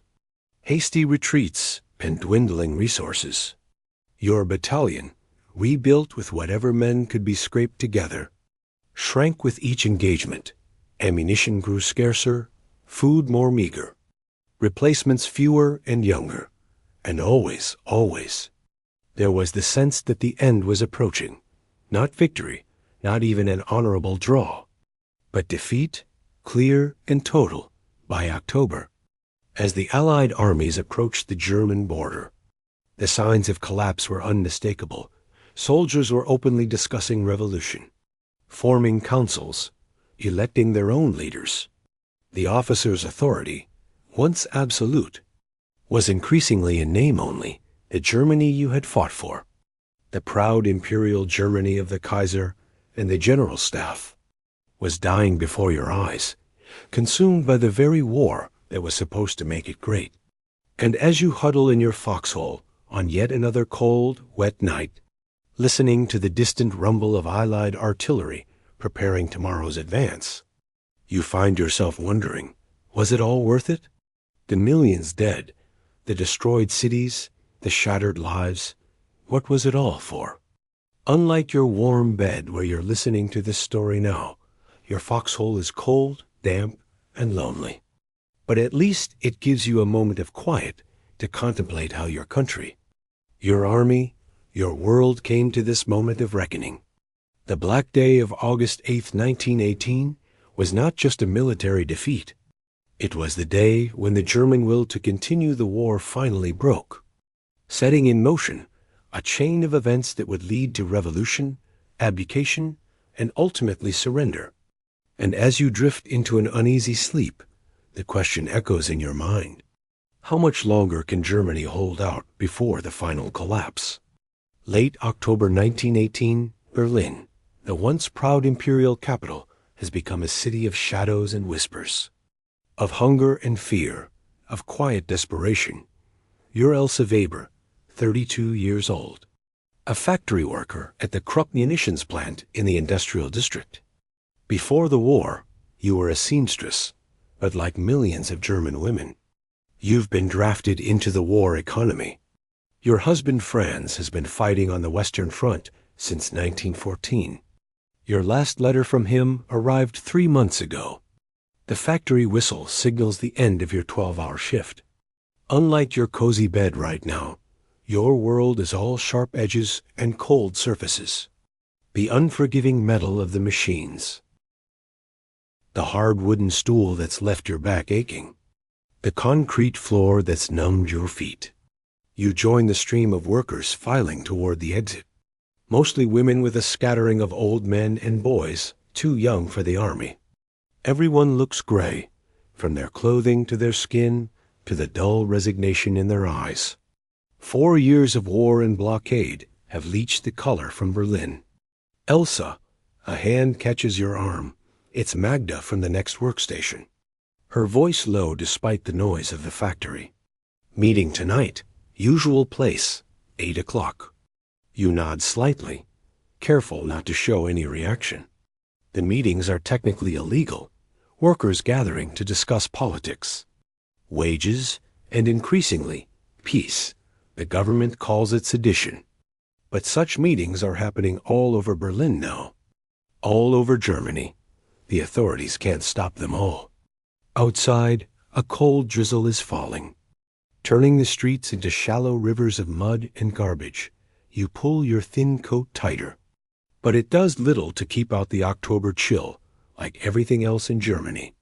Coat fabric has been steadily declining in quality as the blockade stretches on. The British naval blockade, 4 years of slowly strangling Germany, cutting off food imports, raw materials, anything that might sustain the war effort. For the first couple of years, life went on almost normally. Then came the turnip winter of 1916, 1917, when potatoes ran out and people survived on turnips meant for livestock. Last winter was worse. This winter, with the harvest ruined by bad weather and lack of fertilizer, promises to be catastrophic. Papers, show your papers. A military patrol has set up a checkpoint at the next corner. This is new, military police checking identification within the city. Another sign of the government's growing fear of its own people. You produce your identity card and factory work permit. The officer barely glances at them before waving you through. He looks as hungry and tired as everyone else. Your apartment is a 20-minute walk from the factory. In a working-class district where the buildings stand shoulder to shoulder, blocking out what little daylight penetrates the perpetual haze of coal smoke. The stairwell is dark. Electricity is strictly rationed now. Available only a few hours each day. You climb 4 flights to your small apartment. It's cold inside. Coal is another luxury in short supply. You go straight to the kitchen and check your food supplies, though you already know exactly what's there. Half a loaf of the gray, dense bread that's become standard fare, made with sawdust and potato peelings to stretch the flour. A small chunk of turnip, 3 withered carrots. Number meat, no eggs, no milk. Those are distant memories. Your official ration card allows you to buy about 1,000 calories of food per day. Half what an adult needs, and that's assuming the shops have anything to sell. Most days they don't. The black market thrives. But prices are astronomical. Last week, a woman at the factory sold her wedding ring for 2 pounds of real flour. You put a pot of water on to boil. The turnip and carrots will make a thin soup. You've become skilled at ignoring your constant hunger, at convincing yourself that the gnawing emptiness in your belly is normal. As you're chopping the vegetables with meticulous care, not a scrap can be wasted. There's a knock at the door. Your heart jumps to your throat. Late afternoon visits usually mean bad news.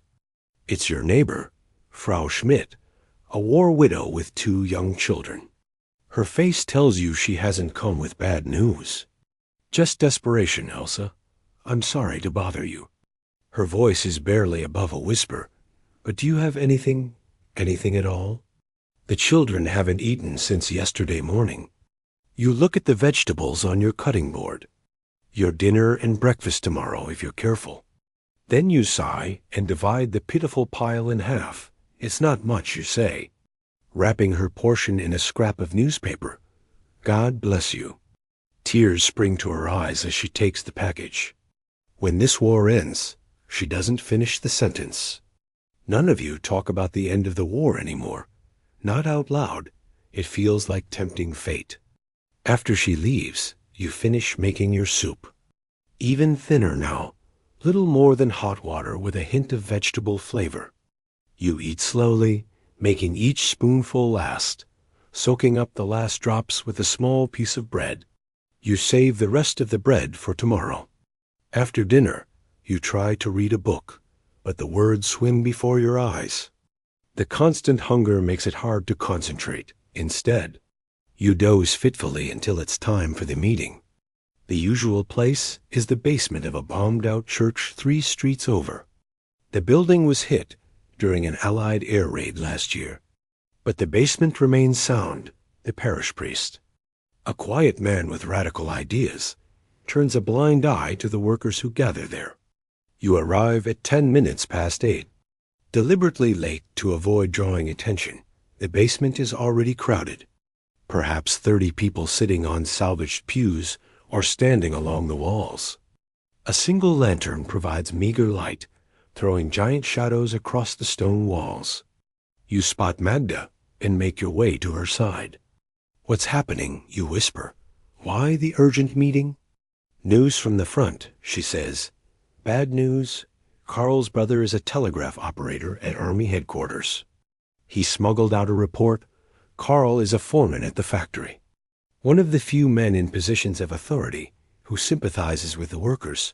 He steps forward now, holding a crumpled piece of paper. Comrades, he says, using the term that has become increasingly common in these gatherings. I have information that the government and the newspapers are hiding from us. The German army is in full retreat on the Western Front. The Americans are pouring in, thousands of fresh troops every day. Our men are surrendering by the hundreds. A murmur runs through the crowd. Everyone has heard rumors. Of course, but to have it confirmed. There's more. Karl continues. Bulgaria has surrendered. The Ottoman Empire is collapsing. Austria-Hungary is disintegrating. Germany stands alone. And our armies are crumbling, so we've lost, says an older man near the front. The war is over. Not officially, Karl says grimly. Ludendorff and the High Command are still talking about strategic withdrawals and shortened lines. The Kaiser still believes in victory. They'll fight to the last man. Our husbands, our sons, our brothers. This lands like a physical blow. You think of Franz. Somewhere on the Western Front. Is he still alive? Is he one of those surrendering? Or is he among the dwindling number still fighting, still dying for a war that's already lost? What can we do? Someone asks. A younger man stands up, his face flushed with anger, despite his obvious hunger. We strike, we shut down the factories. No more bullets, no more shells, no more war. This brings both cheers and fearful murmurs. A strike in wartime is treason, punishable by military tribunal. It's already happening, Karl says, raising his hands for quiet. Workers in Hamburg and Munich have walked out. The sailors at Kiel are refusing to follow orders. There's talk of revolution. Revolution. The word hangs in the air, dangerous and thrilling. Ever since the Russian Revolution last year, it's been on people's lips, whispered in factories and bread lines and tenements.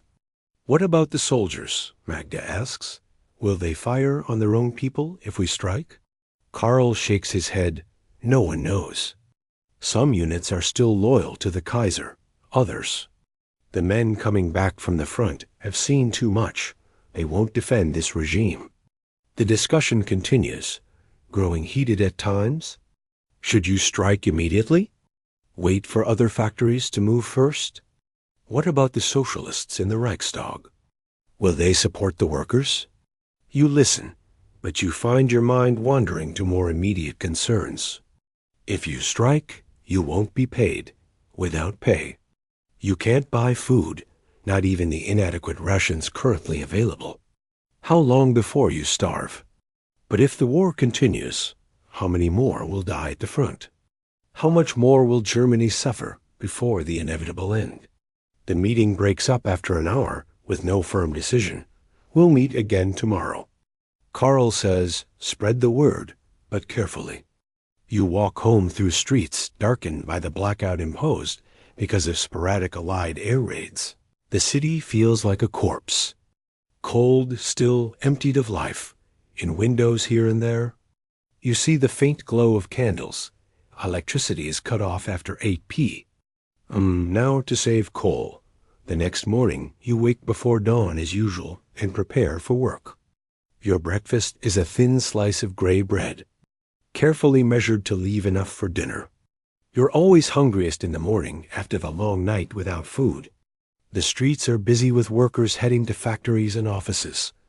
A grim procession in the half-light. But as you approach the Krupp works, you sense something different. A crowd has gathered outside the main gates. Hundreds of workers standing in silence. What's happening? You ask a woman on the edge of the crowd. Strike, she says simply, no one's going in. Your heart races, so it's begun. Without any formal decision, without leaders or manifestos. The workers have simply decided to stop. You join the crowd, stamping your feet against the morning cold. There are no chants, no signs, no speeches. Just the silent mass of bodies blocking the gates. Such a different kind of strike than before the war, when there would have been songs and red flags and fiery rhetoric. But hunger makes even anger difficult to sustain.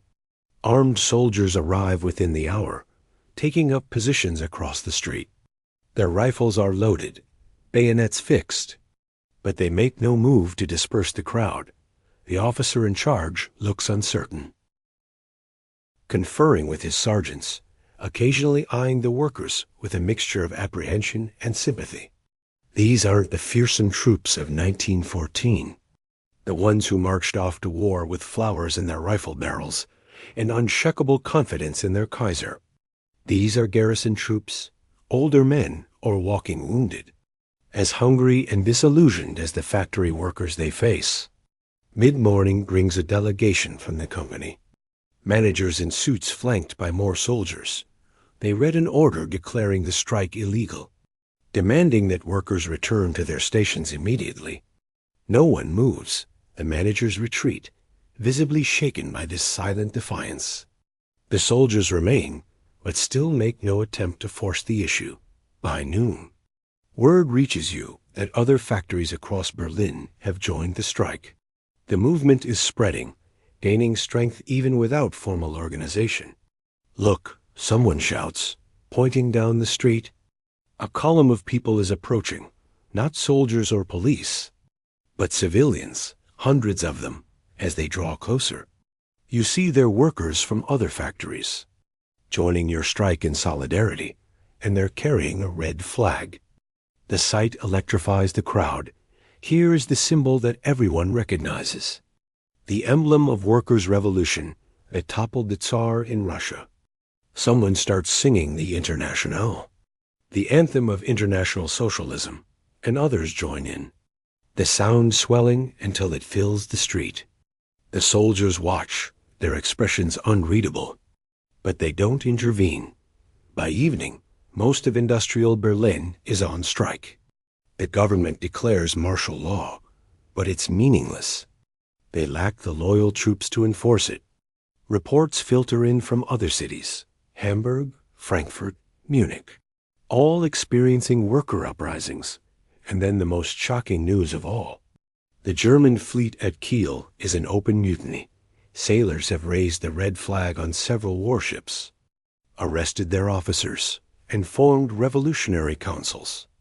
The pride of Imperial Germany, its high seas fleet, has turned against the Kaiser. "It's really happening," Magda says, her eyes wide with disbelief. Revolution? The next days pass in a blur of rumor, hunger, and growing expectation. The strike continues, spreading to essential services. Berlin's transport system shuts down. Gas and electricity become intermittent, then stop entirely in many districts. Food distribution, already inadequate, collapses completely. You survive on what little you've stored and what can be scavenged. The communal soup kitchens organized by strikers provide a meager meal once a day, but it's barely enough to keep body and soul together. News arrives in fragments, often contradictory. The Kaiser has fled. No, he's rallying loyal troops. The Chancellor has resigned. The Social Democrats are forming a new government. The army has pledged loyalty to the revolution. No, units are marching on Berlin to crush it. On November 9th, you join thousands of other Berliners gathered in front of the Reichstag. The crowd is a strange mixture of jubilation and desperation. People celebrating the imminent end of the hated regime, while simultaneously wondering where their next meal will come from. A man appears on the balcony, Karl Liebknecht, a radical socialist recently released from prison. His voice carries across the square. The wretched and shameful Habsburg Hohenzollern rule has collapsed. The Kaiser has abdicated. His officers and his generals have left Berlin. Workers, soldiers, citizens. The old order is no more. The crowd erupts in cheers. But you find yourself oddly unmoved. The Kaiser's abdication feels almost irrelevant now. Will it bring France home? Will it fill empty stomachs? Will it heal a nation shattered by 4 years of war? What happens now, you ask Magda, who has accompanied you to the square. She shrugs. A republic, they say, democratic, no more Kaiser. No more junkers and generals running everything, and the war over. Surely the new government will sign an armistice. You nod. But wonder what kind of peace Germany can expect. Victory was long ago abandoned as a hope. Now the question is how severe the defeat will be. That evening, you return to your cold apartment. The electricity is off, so you light a precious candle. The strike means no pay, which means no money for the black market, which means your food supplies are dwindling to nothing. You're down to a heel of bread and a few wrinkled potatoes, enough for perhaps 2 more days. But as you're preparing your meager dinner, there's a knock at the door. This time, it's not Frau Schmidt, but a young boy from the building. Out of breath from running up the stairs, Frau Weber. There's a soldier downstairs asking for you. Your heart nearly stops. A soldier with news of France. You've been dreading this moment for 4 years.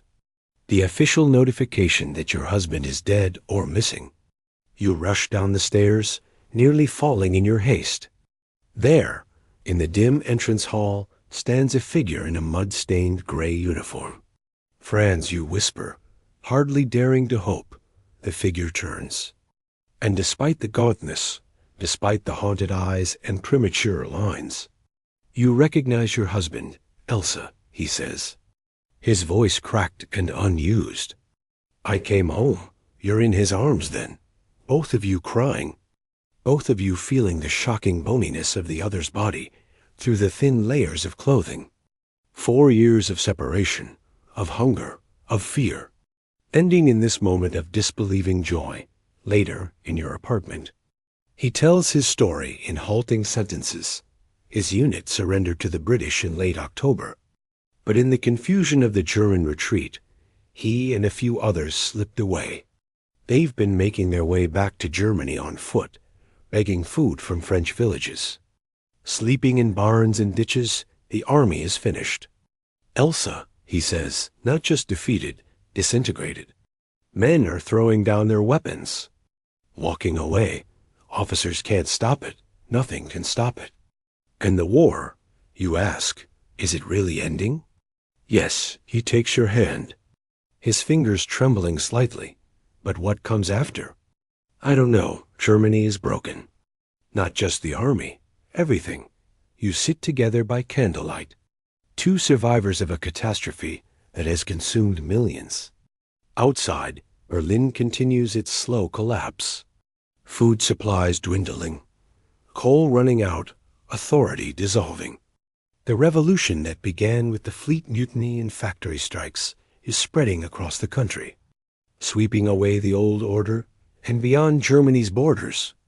The victorious Allies are preparing to dictate peace terms that will reshape Europe, can burden Germany with guilt and reparations for decades to come.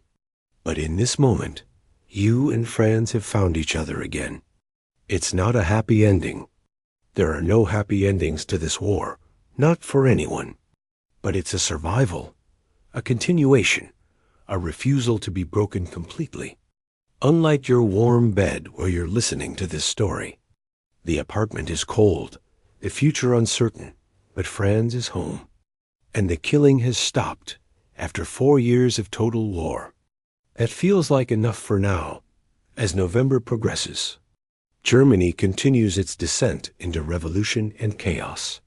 The Kaiser flees to neutral Holland. Generals and admirals resign or are dismissed. Workers' and soldiers' councils take control in cities across the country. And on November 11, 1918, in a railway carriage in the forest of Compiègne, German representatives sign an armistice that ends the fighting but seals Germany's defeat. The Great War is over, but the reckoning is just beginning. November 9, 1918, German Army Headquarters, Spa, Belgium. Rain pounds against the windows of what was once a luxury hotel. Now the nerve center of a collapsing empire, your Colonel Wilhelm Krieger, a staff officer attached to the German High Command. For 4 years, you've served in this building, watching as the grand ambitions of Imperial Germany withered and died. Now you're witnessing its final hours, unlike your warm bed right now. You're sitting at a wooden desk in a room grown cold as the coal supplies dwindle. Maps cover the walls, maps showing the inexorable Allied advance. The shrinking German territory, the disintegration of the once mighty Central Powers. The door bursts open. It's Major Schmidt. His face pale despite the red flush of having run up 3 flights of stairs. Colonel, It's happening. Berlin is in full revolt. The Kaiser. He hesitates as if saying the words might be treason. The Kaiser is preparing to leave for Holland. The Chancellor has resigned. You nod, unsurprised. The collapse has been coming for weeks, gathering momentum like an avalanche. First Bulgaria surrendering in September, then the Ottoman Empire in October, then Austria-Hungary disintegrating along ethnic lines. Germany, once the dominant power of the Central Alliance, now stands completely alone. And Ludendorff, you ask? Though you already know the answer. Gone, sir. Resigned on October 26th. He's fled to Sweden under a false passport and a disguise. A fake beard, they say. The image would be comical if it weren't so tragic. The great quartermaster general, the de facto military dictator of Germany for the past 2 years. Sneaking across the border in a false beard. So it's just Hindenburg now. Yes, sir. The field marshal is meeting with what's left of the Kaiser's entourage. They're discussing abdication. Abdication. The word hangs in the air like a death sentence. Kaiser Wilhelm II, Emperor of Germany, King of Prussia, the living symbol of German imperial power, forced to give up his throne. What about the front, you ask? Turning back to the maps, how long can we hold? Schmidt shakes his head. It's coming apart, sir. Mass surrenders. Units refusing orders. Officers being removed by their men. The Allies are advancing all along the line. The Americans broke through in the Meuse-Argonne. The British are pushing toward the German border. You trace the front line with your finger, noting how it's been pushed steadily eastward since August. The German army that seemed invincible in the spring now resembles a wounded animal, bleeding from 1,000 cuts, and the armistice negotiations. The delegation reached the French lines yesterday. They're being taken to Marshal Foch's headquarters by train. But the terms will be harsh. You finish for him. Of course they will be. We're in no position to bargain. Schmidt nods miserably, like most German officers. He was raised on stories of Prussian glory, of Frederick the Great and Bismarck's triumphs. To witness this humiliation is almost more than he can bear. Sir, he says hesitantly, how did it come to this? In March, we were advancing on Paris. We had knocked Russia out of the war. We were winning. It's the question everyone is asking. From the highest general to the lowest private, how did Germany, with the most powerful army in the world, lose this war? You sigh, running a hand through hair that has gone gray these past 4 years. Sit down, Schmidt. Let me tell you a story. The story of how Germany lost the Great War. The Major takes a seat, his young face eager despite the disaster unfolding around you both. He's perhaps 25, part of the generation that will bear the burden of defeat long after you're gone.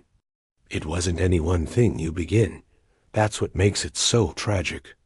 It was a series of miscalculations, gambles that didn't pay off, fundamental weaknesses that we tried to ignore.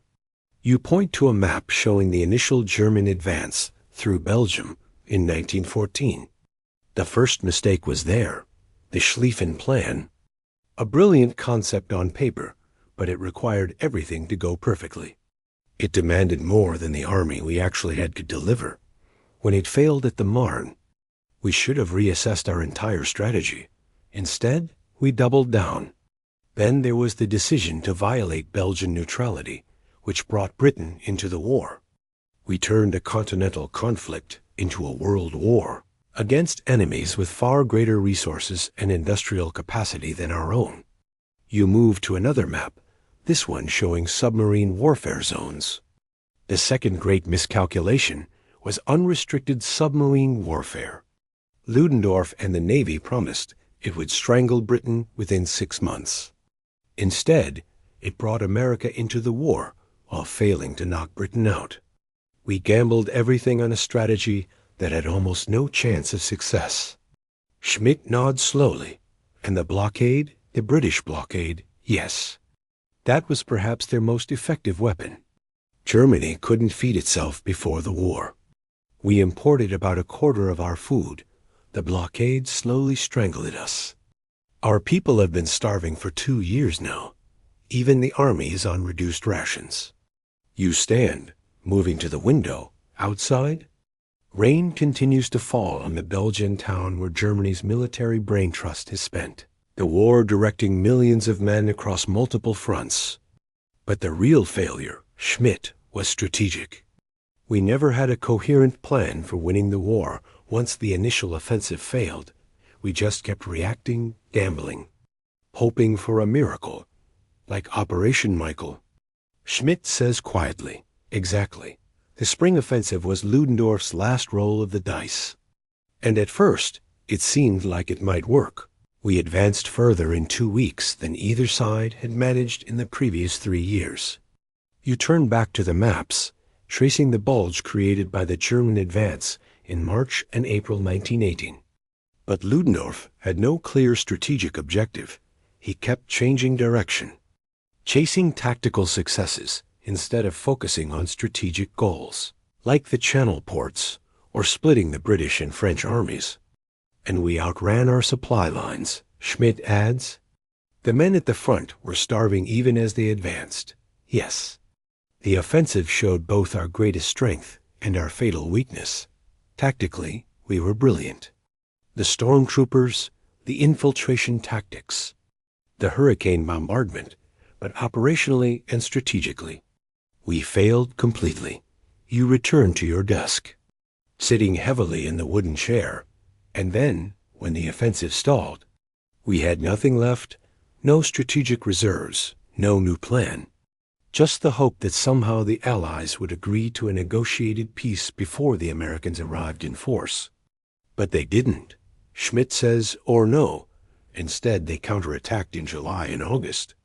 And our men, exhausted from the spring offensives, hungry from the blockade, disillusioned by years of futile sacrifice, began to break. August 8th, the Black Day, was when it became clear, even to Ludendorff, that the war was lost. Outside, the sound of vehicles draws your attention. Looking down from the window, you see staff cars being loaded with luggage and document boxes. The evacuation has begun. And now, Schmidt asks, what happens now? A good question. The world you've known. Imperial Germany, the Hohenzollern monarchy.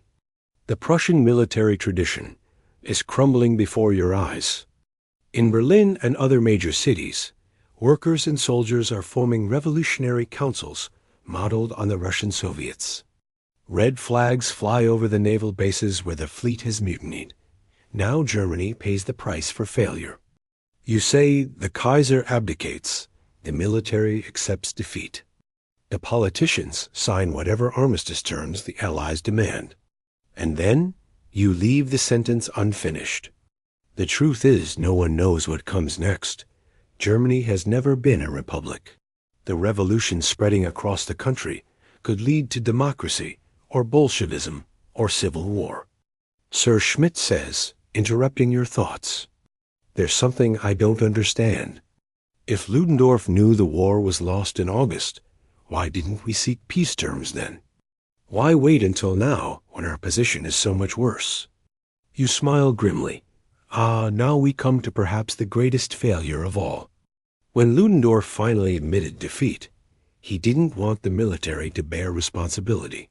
So he insisted that civilian politicians take over the government and request the armistice. He wanted them to shoulder the blame, the stab in the back, Schmidt says, nodding in understanding.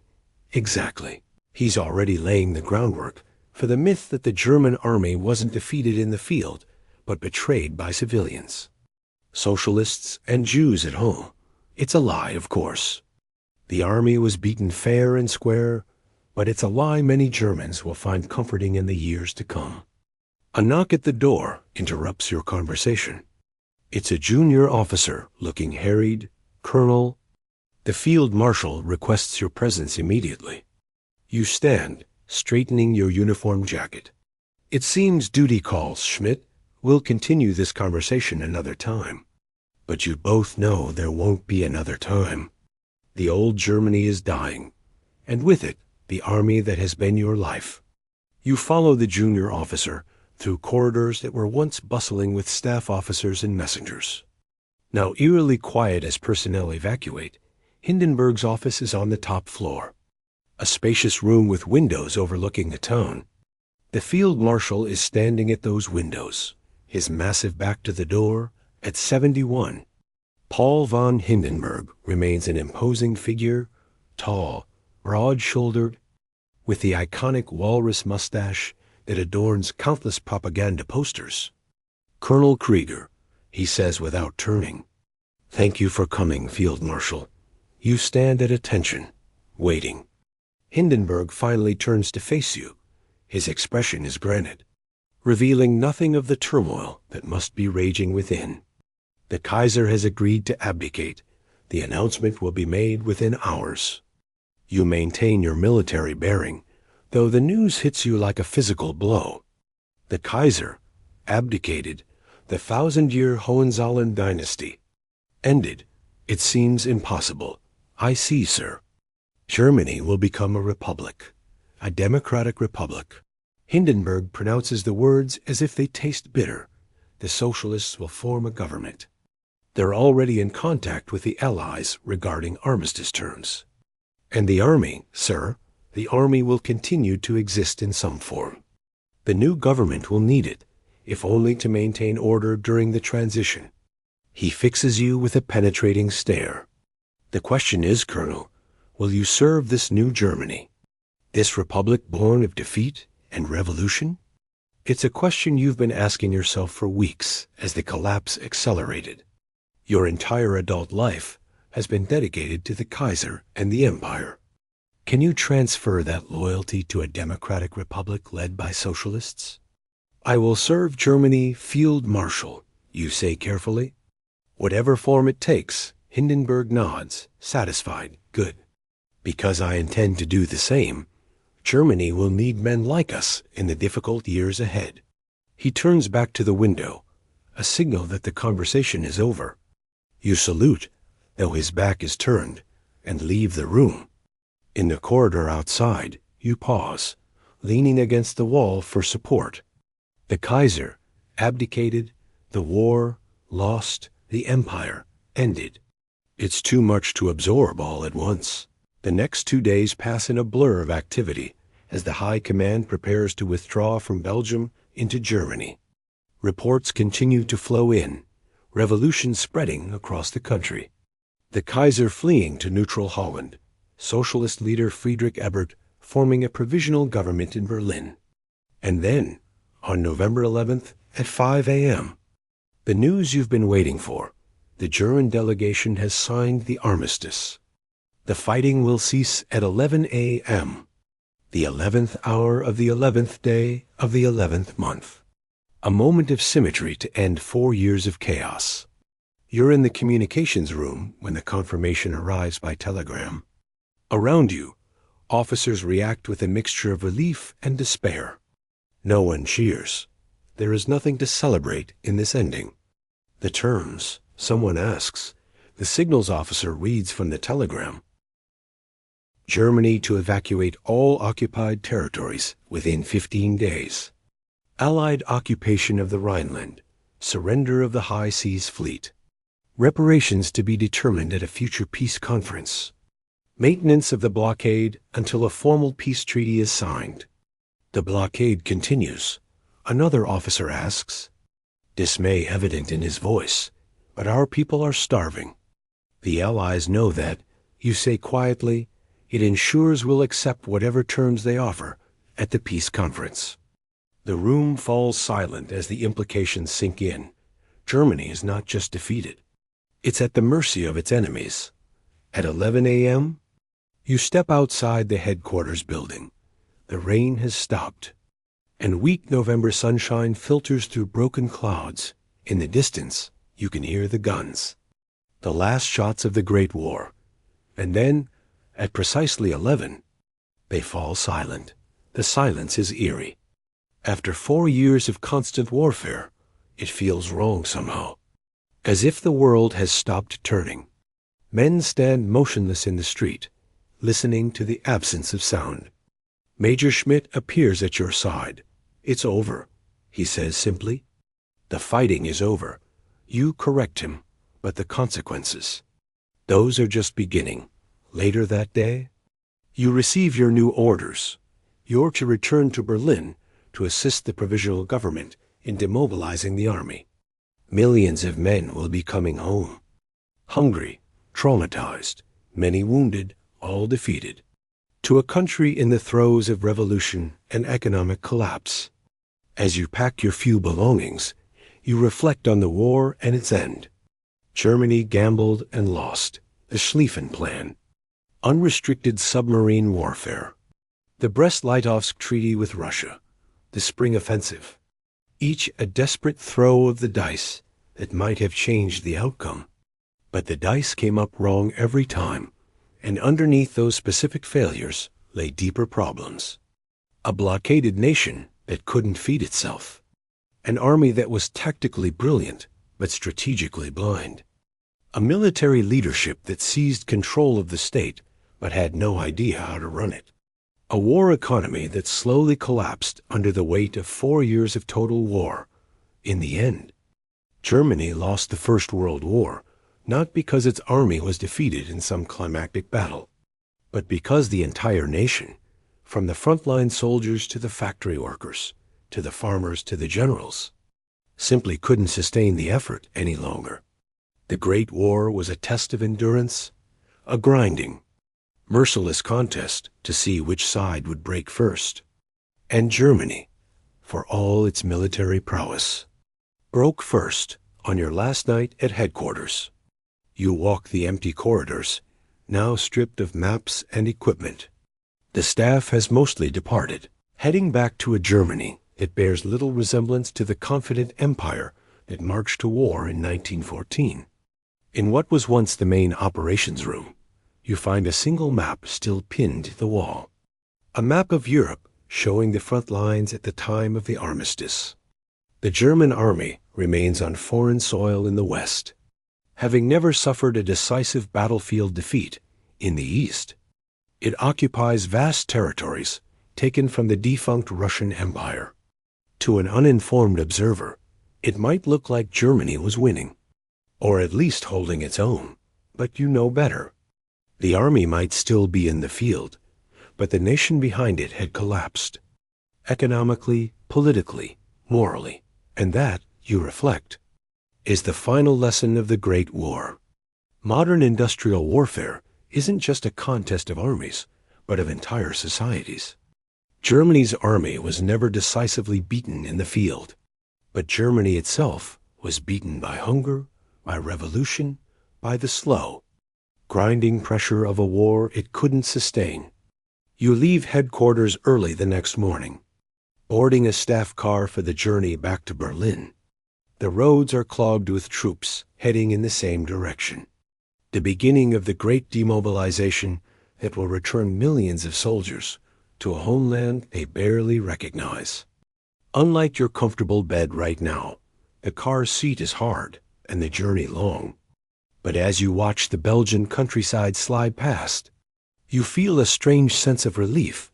The killing has stopped. The great gamble is over. Germany has lost. But at least it can now begin the long, difficult process of rebuilding. What no one yet realizes, not you, not Hindenburg, not the Allied leaders dictating peace terms, is that the seeds of an even greater conflict are being sown in this moment of German defeat. The harsh terms of the armistice, the continuing blockade, the stab-in-the-back myth already taking root, all will contribute to the rise of a far more dangerous Germany just 2 decades later. But that's a story for another time. For now, as November 1918 draws to a close, Germany faces the bitter fruits of defeat, revolution, hunger, occupation, and the long shadow of failure that will haunt the nation for generations to come. The Great War is over. The guns have fallen silent. The gambles have failed, and Germany, proud Imperial Germany, has lost. Your eyes grow heavy as the car bumps along roads crowded with returning soldiers. Unlike your warm, comfortable bed where you're listening to this story now, sleep won't come easily in this uncomfortable position. But you've learned to grab rest where you can in 4 years of war. As you drift toward unconsciousness, one thought follows you into your dreams: the war to end all wars.